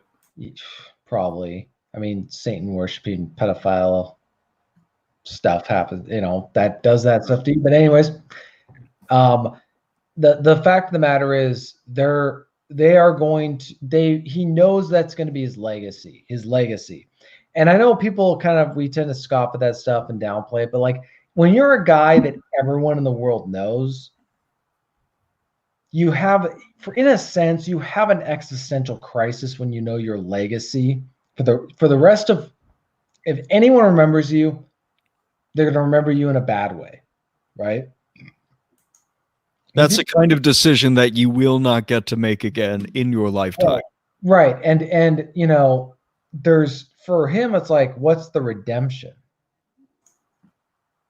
Like, there's no redemption for him. Steven Spielberg didn't, for whatever, he's got his own problems that, I don't want to sound like a conspiracy. I'll have to put on the tinfoil hat, but at the same time, it's like he didn't sell any intellectual properties for his stuff. So he always has the opportunity to redeem himself, even though, it's like, nobody, you're going in with the rest of them. Right. But I think that that's a lesson to learn for a lot of men, where I just think the thing is, people think we tend to trivialize what ordinary men do in their ordinary lives. We're like, oh, it's not that big of a deal. It's not a big a deal when one guy does it, but when millions of men are doing it, it causes problems. When millions of men die and their widows toss out everything they've built up, a collection, a hobby, they give their rare antique guns to the government, they sell rare stuff or throw it away. I mean, here's a tractor from 1903. I'm going to scrap it for $800. There you go. I'm thinking more of where they just they don't see the value in it, so they're going to just toss it in the garbage. Like, we don't. It's gratification. No, I get to clear this out, and I get something else out of it. Yeah. Right. Well, I'm assuming these things weren't provisioned in their wills in the estate. No, because they don't. Well, so what happens is they just leave everything to their wives. Well, I hate to say it, but a lot of men's wives are dumb as bricks. They're just, and when they get old, they get even dumber. They get dumb as, Karen, right? They become Karens. And so you leave, how many World War II vets, widows, tossed out their stuff because they just didn't care or they didn't like it or whatever. It's like, there's so many things that are important or valuable but you wouldn't know unless you gave a crap. And a lot of these people Answer your don't. question. Yeah, exactly. And so a lot of rare stuff is probably tossed out, or it would have been tossed out if somebody hadn't noticed. And so it kills me when I hear these stories about this stuff in history being destroyed. And so, yeah, like what was a lot of guys don't think about stuff beyond their own lifetime. They have Well, a very it's good that we're talking about this, especially with the not so much with the legacy, but what happens to your shit once you shuffle off the mortal coil, especially as I was, we just talked about your online presence. right. Whether that happens to be just maybe a couple ebooks or your YouTube channel, your Twitter, your email, all that stuff. You have to make provisions for that, and don't wait. Just for fuck's sake, don't wait. Yeah. I'm a digital artist. Every time I create a digital piece, I have a Cinema 4D file that I save it in. Nobody can recreate that piece unless they have that file. They can't make any adjustments to it. They're not going to be able to, for instance, maybe in the future we have like 16K resolution. If somebody wants to make a version of that, they need access to my file. So I have, out of my 1,700 files, I have maybe 1,000 of them that I think are worth going back to, visiting. Maybe somebody else could do something with these and produce, at the very least, a higher quality version of this thing. They won't be able to do it without that. Yeah, I have a blog. I create a blog for Ash of Creativity. I don't want that to just go away if I pass away or something like that. I want to give it to people I entrust. Exactly. Or something just happens to me. Oh yeah, No, and these are serious concerns. So I think it's worth, gentlemen, everyone who's in the chat now and everyone who's listening and listening later, it's worth looking into tomorrow. Well, do you care? I mean, for example, I struggle with some of the stuff that I have where it's important to me, but like I got my grandpa's World War II stuff. It means a lot to me sentimentally, but I don't have any kids, and so at this moment, there's nobody to pass it on to, right? Have you thought about museums? And then as far as especially writing in journals, I sent that link to you a little while ago. I think it's in Italy. There's a museum of journals. Just like the common people, once they donate their writing to this, and then you go in, it's like a library, and you read just the everyday person, like their journal. I think, and I'm gonna show people here. So they know what I'm talking about. So there it is, right there up on the wall. That's pretty badass. Yeah. So I think that the way that it's set up, if something happened to me, people would understand there's something valuable about it. But what happens is guys just toss their stuff into the closet, and the way that it's arranged suggests to whoever finds it that it wasn't valuable. And so I think that for bachelors or men who haven't picked, hey Doc, what's going on? Hey guys, Doc. It's good here in Wisconsin. Well, it's cold and rainy and sucks. It was 77 here in Jersey today. So that was after last night's thunderstorms. We did have a thunderstorm. Last night was insane, and then we had one roll through this evening. So, really? Yeah. It was 74 here yesterday. Like the one day it was in the 70s, and now the 7-day forecast literally 40s and 30s. So what the hell? But yeah, Wisconsin. All right. I felt like changing 3 times today, anyways. Yeah, this is my typical layer. 10 months of the year. So. Yeah, but TJ made an excellent point earlier about the whole it doesn't necessarily matter if one man does it, but literally every man in existence is going to have the opportunity to make the worst mistake of his life at some point. Yeah. Right?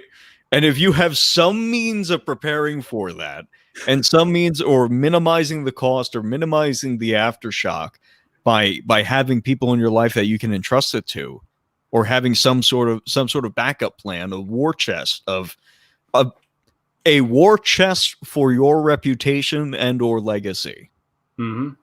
then Absolutely. get that ready.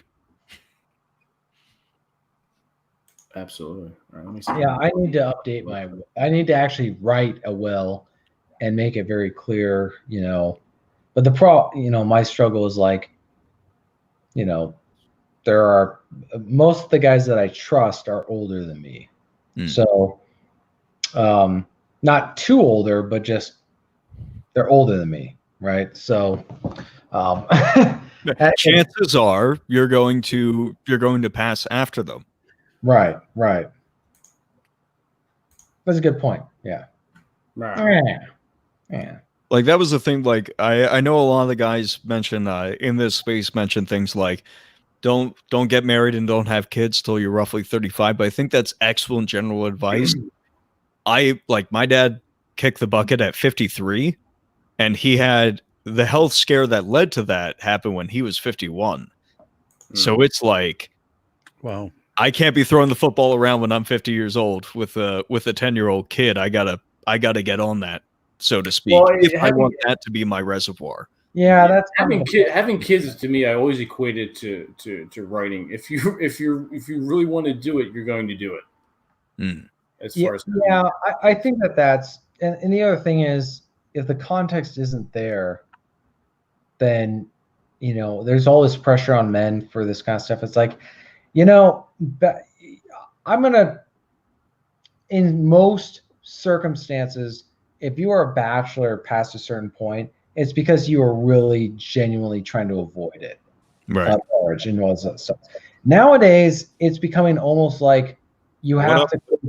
It's like climbing Mount Everest or something like that. It's like climbing a mountain.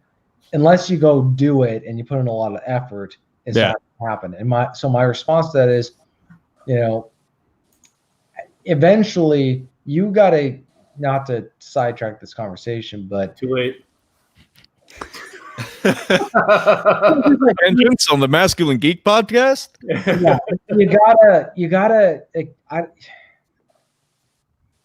Whenever a guy's tempted to be, like, why am I not this or this or this? It's just like, don't ask that question. Ask more of, if this was the way it was supposed to be, it would have happened. If it's meant to happen, I'm not saying in like a, what do you call it? A genocide?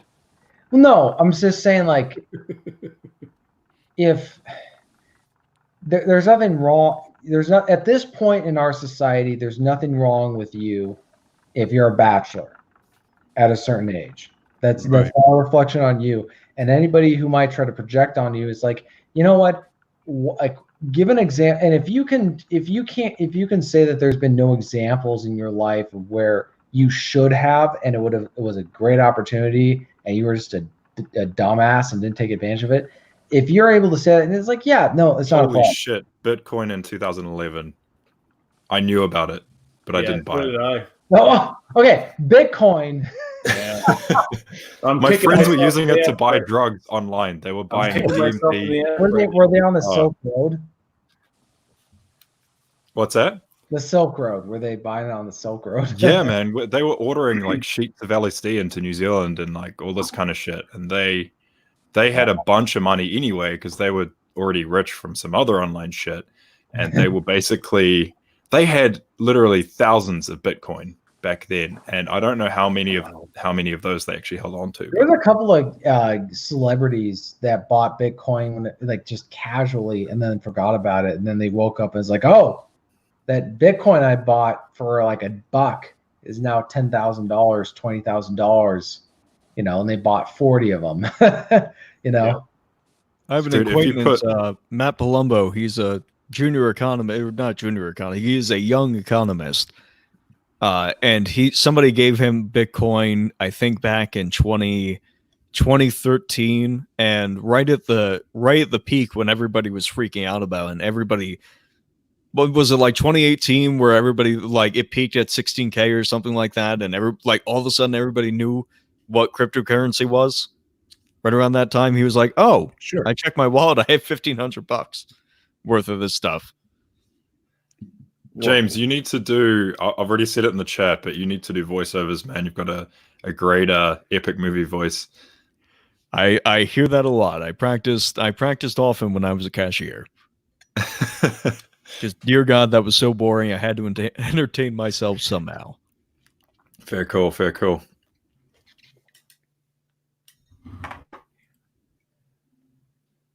That's there. Beautiful. Go ahead, Doc. Were you going to say something? Yeah, well, TJ's gone.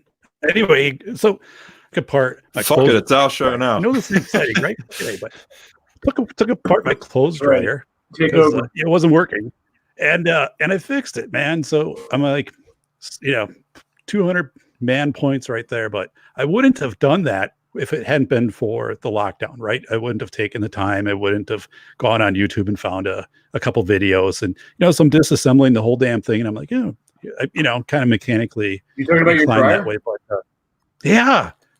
And then put it back together. Everything lights up. I felt like Doc. The moment the 1985 comes up in the time machine and everything, bang bang, everything works. And it was though something I wouldn't have done had we not been under the lockdown. Had we not done that, and also the self-sufficiency. And it was kind of bullshit too, because like I remember years ago, I would take apart my TV set and fix it. When I was like 18, 20 years old, and solder and all of that, and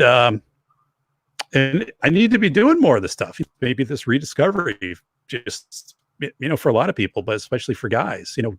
Get out the tools, get out YouTube videos, kind of analyze things and take care of it. But I mean, it was just I don't know. It was enjoyable disassembling everything. Marking down. I took this out of this, and then the fucking thing works. I don't know. It was just really cool. It's gratifying to put something. It's like it's Legos for men. We put a machine together. You put any kind of finished product together that you could just see the results of, and it's gratifying. We were just talking about tell Jack Napier that Lego isn't for men. His rotors and brakes.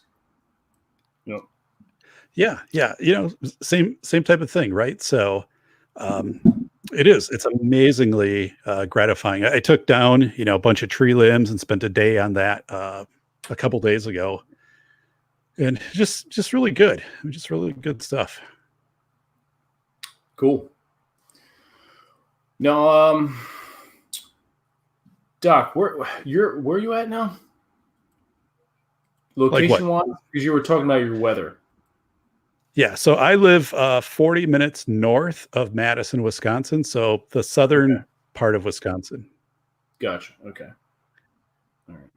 Yeah, and it's amazing because this time of year it's typically mid 60s, low 70s, and we are in for 7 days of 40s and 30s. 40s and 30s. That was my next question. Like, is that typical? And it doesn't seem like it is. No, absolutely not.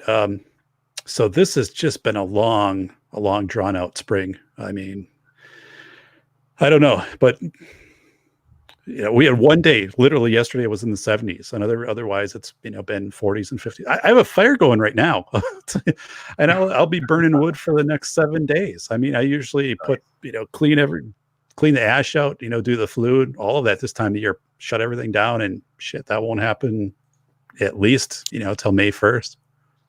I just looked up your state on Google Maps, and you guys have some lakes bigger than my entire country. That's insane.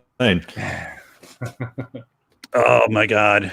Yeah. Lake Superior. Every summer we go up on Lake Superior by Duluth and Superior, kind of up on the Green Bay. Yeah, it is. It's beautiful. But it also just has a lot of swings with weather. I'm not a winter guy, so I don't think we're going to stay here real long. We didn't really have a winter here in New Jersey. At least, and James can attest to this. We had absolutely no snowfall whatsoever.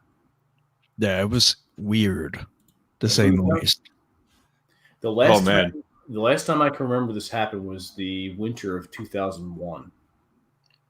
And I can't even remember that because I was 4. No. I don't think I've ever experienced a winter with snow, save for when you travel to the mountain and you go skiing and whatnot. But yeah, that sounds like a lot of fun. I love snow, so I was a bit disappointed. I know a lot of people complain about it, but I've got a four-wheel vehicle, and I'm like, go out and just tool around this. No, wrong. No snow this year. I prefer the cold, which doesn't make any sense given what my day job is, and I'm often outside for 6 hours a day in the summer heat. But like, I love the cold.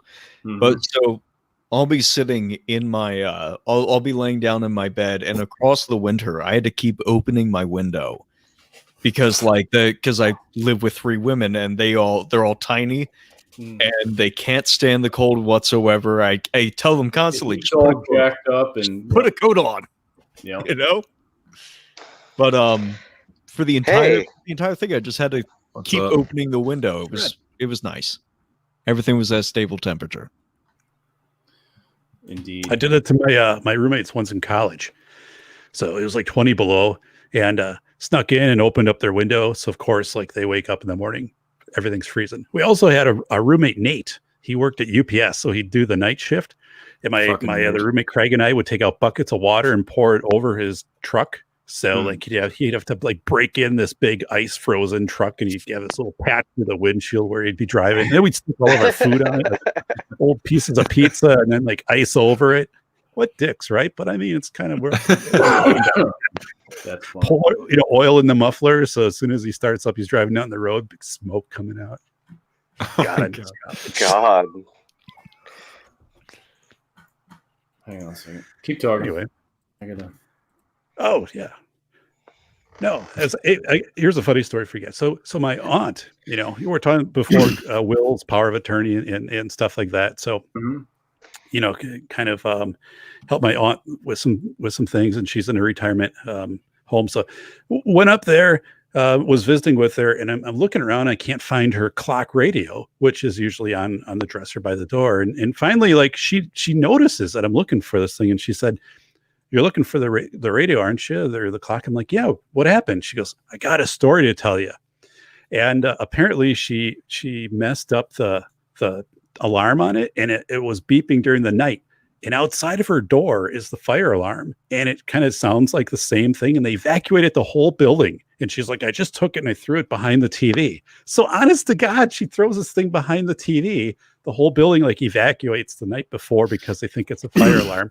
And she's like, "Yeah, just, I'm going to play it safe and let a few days go by, and then I'm going to bring it back out again." I'm thinking that is one of the coolest things from an 85-year-old woman like I've ever heard in my life.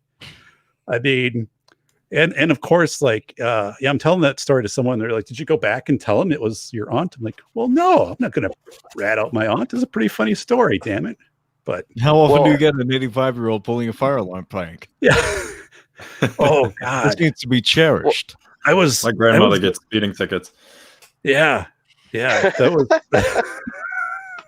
And it was so funny. It was so funny. I'm like, yeah. Well, and not to mention, like, it could have gone real crazy, and if somebody knew, like, they could try to sue for causing a panic. Yeah. No, right? no, you're right. I mean, it was like a no harm, no foul thing at that point, because I thought, yeah, it had passed and they had done, and it was unintentional. But yeah, I mean, you're right. It could have been. Speaking of pranks, my mother did this famous one when I was a bit younger. There was this. So we used to live out in the countryside when I was a kid. We'd have to drive into town roughly 30, 40 minutes to get groceries and whatnot. And there was this farm on the way, and they had this big sign out the side. It said, "Eggs laid today." And one time, apparently, she got like, I don't know what she used, but she literally changed the sign to read "Get laid today," and jumped out of the car and jumped back in. And like, she's super proper, like really goody good, like a lawyer. And I don't know if she was under the influence of any alcohol when this happened, but I'm gonna assume so. Alec, you make me think of my area, because when you drive around, it's nothing but country. So you either get the kids that are like shooting out like stop signs with bird shot, or you got like the graffitied like arrows or arrow signs that have got like dicks and bullshit all over. So it's like, yeah, it's crazy. Well, we use the word cunt probably more than anyone else except for the Australians. So you'll often see that spray painted. We also we cunt it up in general conversations. So a term of endearment is good cunt. So we'll literally say to our, if we're trying to introduce someone to a party, like someone that a friend doesn't know and the friend's hosting a party, we'll bring them along and they'll be like, hey, is this guy good? Can you come in? You'll be like, yeah, he's a good cunt. He's a good cunt. And that's like that's how we show approval for our friends. So it's you tend to see that written everywhere. Connotation where you're at. Oh yeah, I mean, as long as it's got good before it, it's fine. If it's just cunt, then you're a cunt. But we'll also say it casually, like if your friend's doing something stupid, you might just look at this silly cunt. Like there's no I like it. throw it around, like it's not really worth much. Nice. I had to get used to that because I run online games of D&D for a bunch of guys in Australia and New Zealand and stuff like that. Yeah. So they will go back and forth in that area, and I've been doing that for a few months now. So now I'm desensitized to it. But at first, it was like, reaction. Man, come to Ohio. Apparently, we say "fuck" the most per capita out of the states. Really? I figured it would have been Boston. Who knows? Or New York. New York. So Boston, you can't tell they're saying fuck. It's just like a fact. Yeah. If the Boondock Saints, you're like, oh, this is where they use this word. It certainly illustrates the diversity of the word. At least it seems like that around here. But, I got the county above me. Apparently, it's got a really high rating on the alcohol drinking level. So, Where in Ohio are you, Rick? Farmer Catholic. Dark County.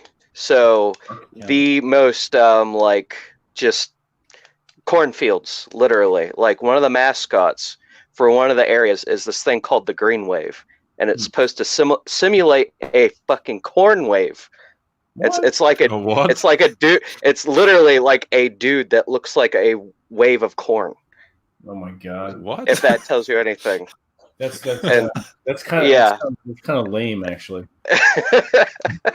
You tell them that. No, that's totally radical, man. Like, who doesn't want a corn man as their fucking mascot? So now, I think it's a corn man. Some people just think it's fucking sewage water. So I mean, potato. Speaking of sewage water, I remember seeing a video years ago of this this thing. It was apparently in a New York sewer. I don't know if it was real, but it was apparently this new living organism that had developed in the sewers there, and it was this like pulsating, gooey looking thing, and apparently it could be a bunch of spiders together with goo on them or some shit like that. Do you guys know about that? No, I know about the rat. What's called a rat king. Yeah, that's freaky. I'll try and find it. All the tails kind of get like morphed together and is a huge like rat monster. So. Jesus Christ, Vince! You know what you made me think of? Have any of you guys ever played the isometric Fallout, like the first one they had on computer? No. There's a rat king that you can fight in that. Oh, one. Cool. Yeah. Okay. So. Yeah, because the rats in large cities are they're like fucking small dogs. They're huge. So Rob is tired. He's been working a lot of hours, so he is crashing early. Yeah. Well, it's good to hear he's still got work. If Rob isn't here, hit the like button on the video. Yeah, TJ, go ahead. Make it tingle. Yeah, make YouTube giant. Get those rhythms flowing. Exactly. And then go subscribe if you have not to. Why am I talking with the southern accent? Because apparently he's southern. Anyways, yeah, hit the like button, subscribe, go to our website, buy our t-shirts. Yeah, do it. Come on, James, do it. James, in your voice, go ahead and plug Masculine Geek. Go ahead. Plug Masculine. All right. So what areas of Masculine Geek am I plugging? Do you want me to just go off the cuff? Just off the cuff and just make some shit up. Yeah, you're fine. Plug all the Make holes. some shit up. You don't want me to do that. But I will. Well, be kind, but make some shit up. Okay, that's that the layer of specificity is what's important. All right, so you can find Masculine Geek at Masculine Geek on YouTube. They have several different websites. Each one of these fine gentlemen, robsays.net. You have Vince at Masculine Geek. You have TJ Martinell with his own website. You can find Aaron Clary at aaronclary.com. And CaptainCapitalism.blogspot.com. Do I have that right? I believe so, yeah. I believe I do. Where is the Masculine Geek store? If you go to masculinegeek.com, we have a link up at the top menu. So you can find all of the fine merchandise to show that you are, in fact, a masculine geek at masculinegeek.com and following the appropriate affiliate link. There you go. Fantastic. Like it. You're hired. Oh, this is it. I found it. That was it's North Carolina. That was a complete. It's called the Bizarre Sewer Monster of North Carolina. Have you heard of that? No, I haven't. Do you have a link for that? I'll post it up. I'll find a video now. I'll send you the link in a minute. All right, yeah, let's play the video. Alec, all I can think of are those like old videos that went around of like God, they made a whole meme thing, but like the Arab like trigger things where they'd have like some like beast looking thing in the middle and they'd be like chanting or some nonsense. You guys know what I'm talking about? Okay, I found it.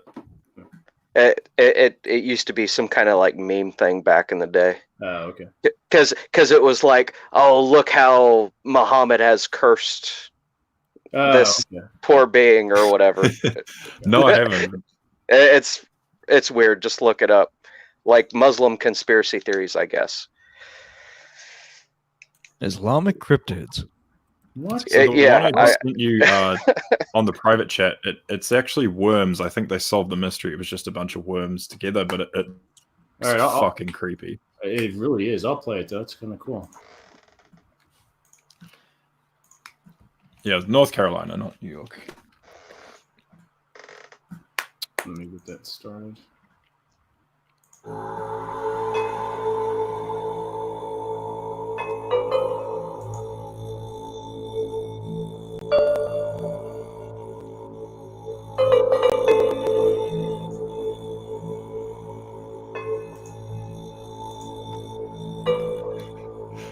That's some fucking sci-fi shit right there, right? Yeah, some straight out of the X-Files. Yeah, man.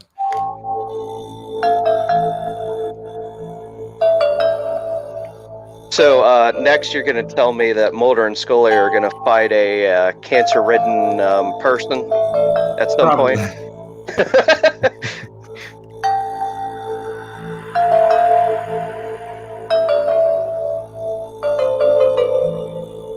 Ooh, Jesus Christ.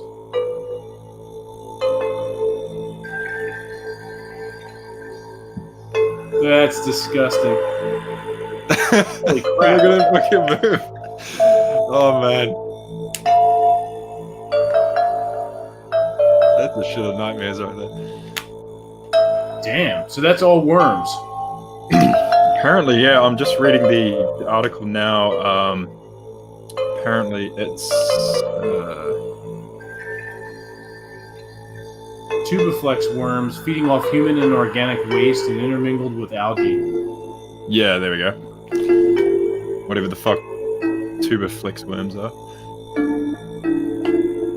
Jesus. I'm going to have nightmares. Yeah. The music too is like, whoa. Very disturbing. Yeah, right? What the fuck? Yeah. You're in and out.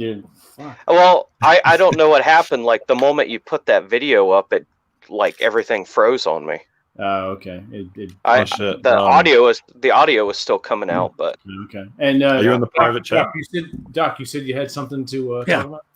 So yesterday, Wisconsin had in-person voting. So the governor had shut it down, and then the Supreme Court overruled it. It was this big shit show back and forth. And then anyway, they held in-person voting. So in the morning, the news, Madison News, they're out and here's their story. Like, we're covering the protest for voting, and literally they're panning around, and a couple cars drive by and are honking, and they're like, the people are honking, they're upset. Nobody's out. Like, nobody's out. There is no line. There's no protest. There's nobody assembled. So it's just this completely manufactured, issue, and everybody got through it. Okay. And a lot of people already had absentee ballots, but it was this whole thing of, we're breaking now to cover the protests happening, in downtown Madison. And I'm like, yeah. So what's, someone, and they probably just honk, because you go past a reporter, but nothing, absolutely nothing. So yeah, not a great moment in our state's history. that got messed up and fumbled the way that it did. I mean, just so stupidly disorganized in politics. But I think all of us, right, we go back, TJ, you'd say this. We have to embrace our rights. We can't be scared into a corner. And people were, you can go into a grocery store, right? You have, and they had marks for people to go, and people were adhering to that. They would wear a mask. So there's ways to do this. You don't have to completely shut down, democracy and people's ability to engage in a vote. Wasn't that funny? So yesterday was just this big drama fest in our state. In the media, you could definitely tell wanted to drum it up into something that it wasn't. There weren't protesters. That wasn't happening.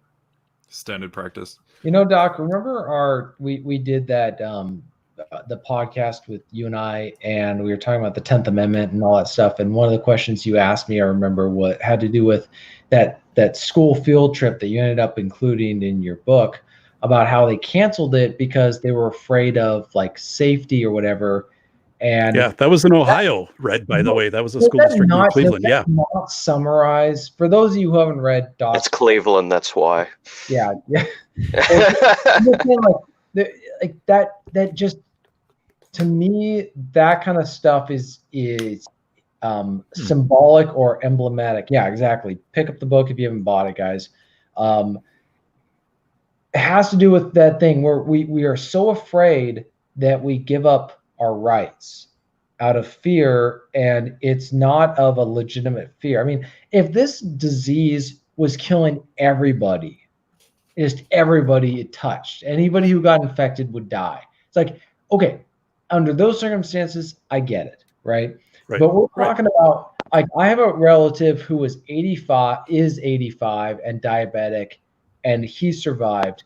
So I don't want to hear anything from people about how this is like there's no justification, in my opinion, of what's going on at all. It is fear over freedom.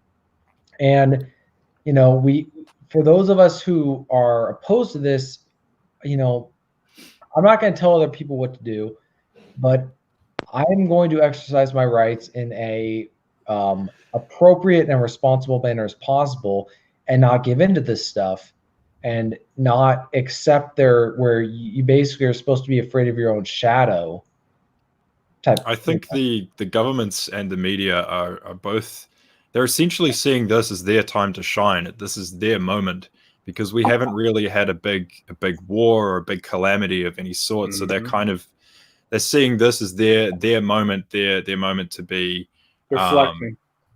To sort of show off their abilities, when in reality it's not that big of a deal, but they're kind of just using this to. Do you get what I'm getting? They're trying to regain credibility, and they're trying to prop each other up in the process. Well, they're trying to reherd the sheep. Yeah, but it's not that contract. Yeah. That's what kind of throws me off guard. Is like, if I was a globalist authoritarian, this is not the scenario I would want. You have to have something where. This is why I don't think it's a conspiracy, because it's not. I hope people understand what I'm saying. It's not killing enough people, right? This is where, because eventually I'm saying, like, I'm talking to, old ladies in my town, and they're already ready to be like, we don't care what they say. We're going to go do our own thing if things don't change in the next week. Like, everybody knows it's bull crap in the next week. So, they're really, now maybe it's just the psychology of people in charge where they don't understand that the average person is going to be like, there's nothing going on. And if you're willing to pull a gun on someone for going on a walk in a park, then Right. the psychology is not on your side. Like you don't understand. I'd Shit, say are in people America, doing that there?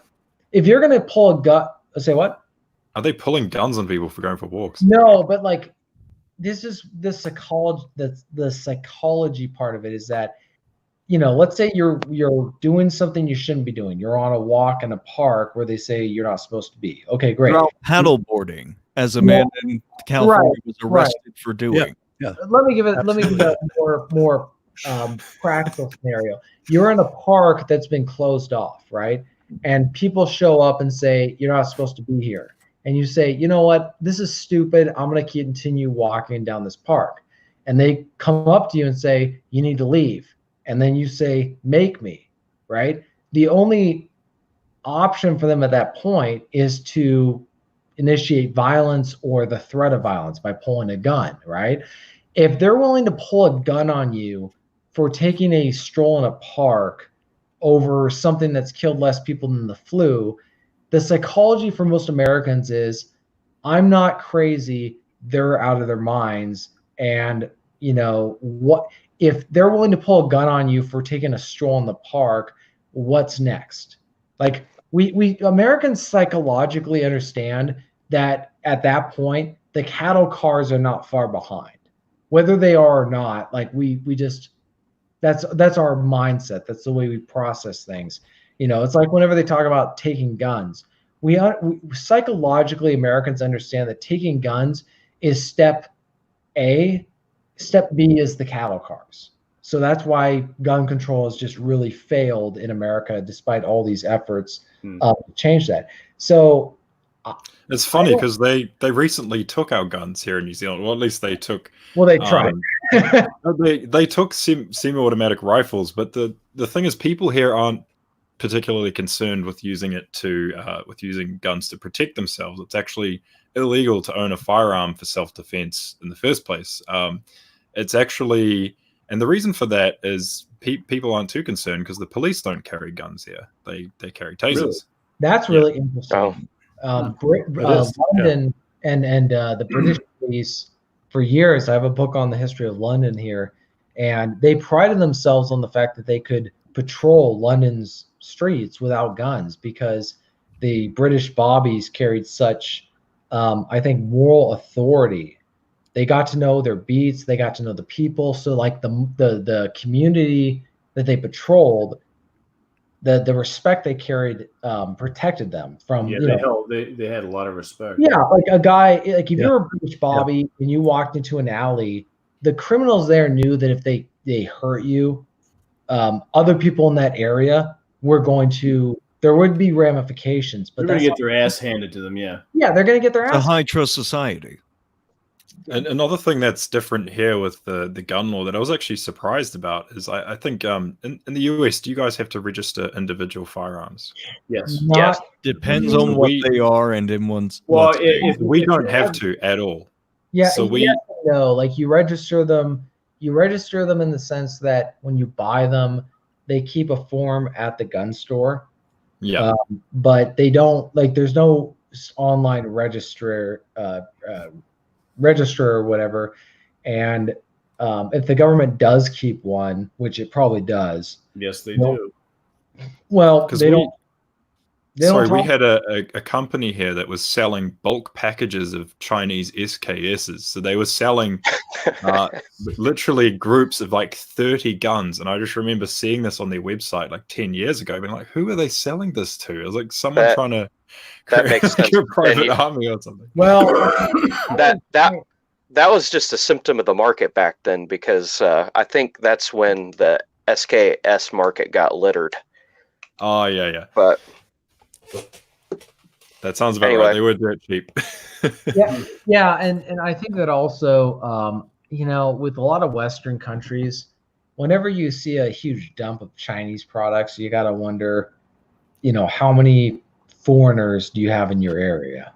I mean, that's just the reality. Like, a lot of these, how many Canadian cities like Victoria, BC, have been completely taken over by the Chinese? I mean, this is where, in my country, it's like anytime someone's chilling for the Chinese, it's like, yeah, you're probably a Chinese agent, or you're being paid off by the Chinese, or you're whatever. But we got to turn the tables on these bastards and say, you sound like a Chinese spy to me, and that's treason. So there's the firing squad. Like, let's just deal with that the way it is. And especially in the Pacific Northwest, where a lot of foreigners, migrate to and dump their, God knows where they got their money and their wealth, but they dump it over here. And so my whole thought is, well, if I was the government, I'd just start confiscating stuff and saying, we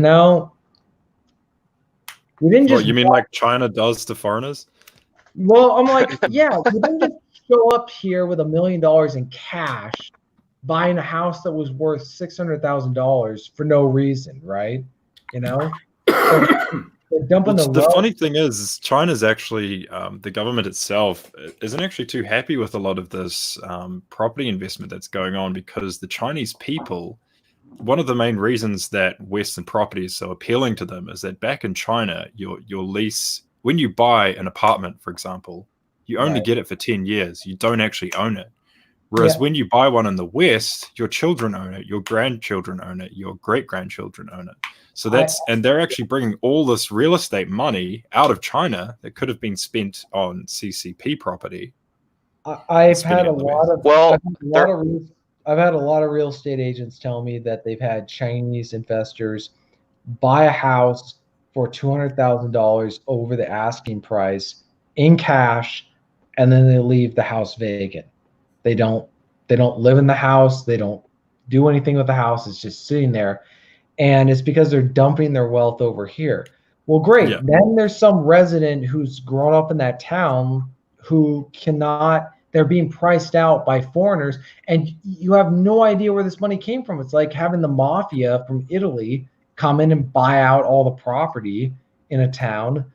And and what's the solution?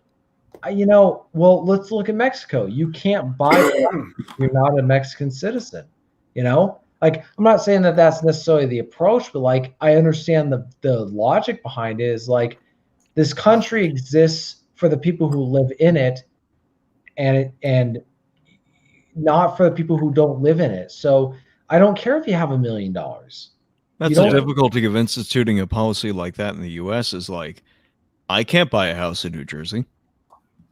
Right. I'm never going to be able to buy a house in New Jersey. It's just you don't want to. I wouldn't want to, even if I could. It's got to be ungodly. I could not buy a house probably in my state. I mean, maybe now with the interest rates as it is, but I'm just saying, like, everybody's getting priced out, and the reality is that if anybody who thinks that someone who's grown up in a town, they love it, they want to buy a house there, and the average price of a house is only possible for the super rich because of foreign money coming in that you don't know where it came from, and it's coming from a country that is communist, and you think that's okay? Firing squad, like I mean, what is? So we recently made it. I think our current government, which is supposedly a left-wing government, but they're also the anti-immigration team. So in New Zealand, the right-wing party is actually the pro-immigration party. So would you say it's a little?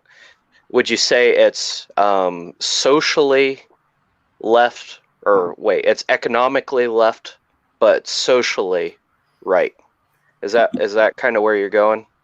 Yeah, essentially, but not at the same time. No, because there's sort of bits and pieces of both that they incorporate. Like they don't follow the lines, but they actually ban. I think they banned non-residents from buying property. There are still plenty of loopholes like trusts and that type of thing. But think about New Zealand. Think about easily New Zealand would be overwhelmed by non-residents buying property there. From like Asia or other foreign countries. It's like, yeah, it's like if Cuba opened itself up to the world tomorrow, yeah, the average resident there would be completely swamped by, billionaires.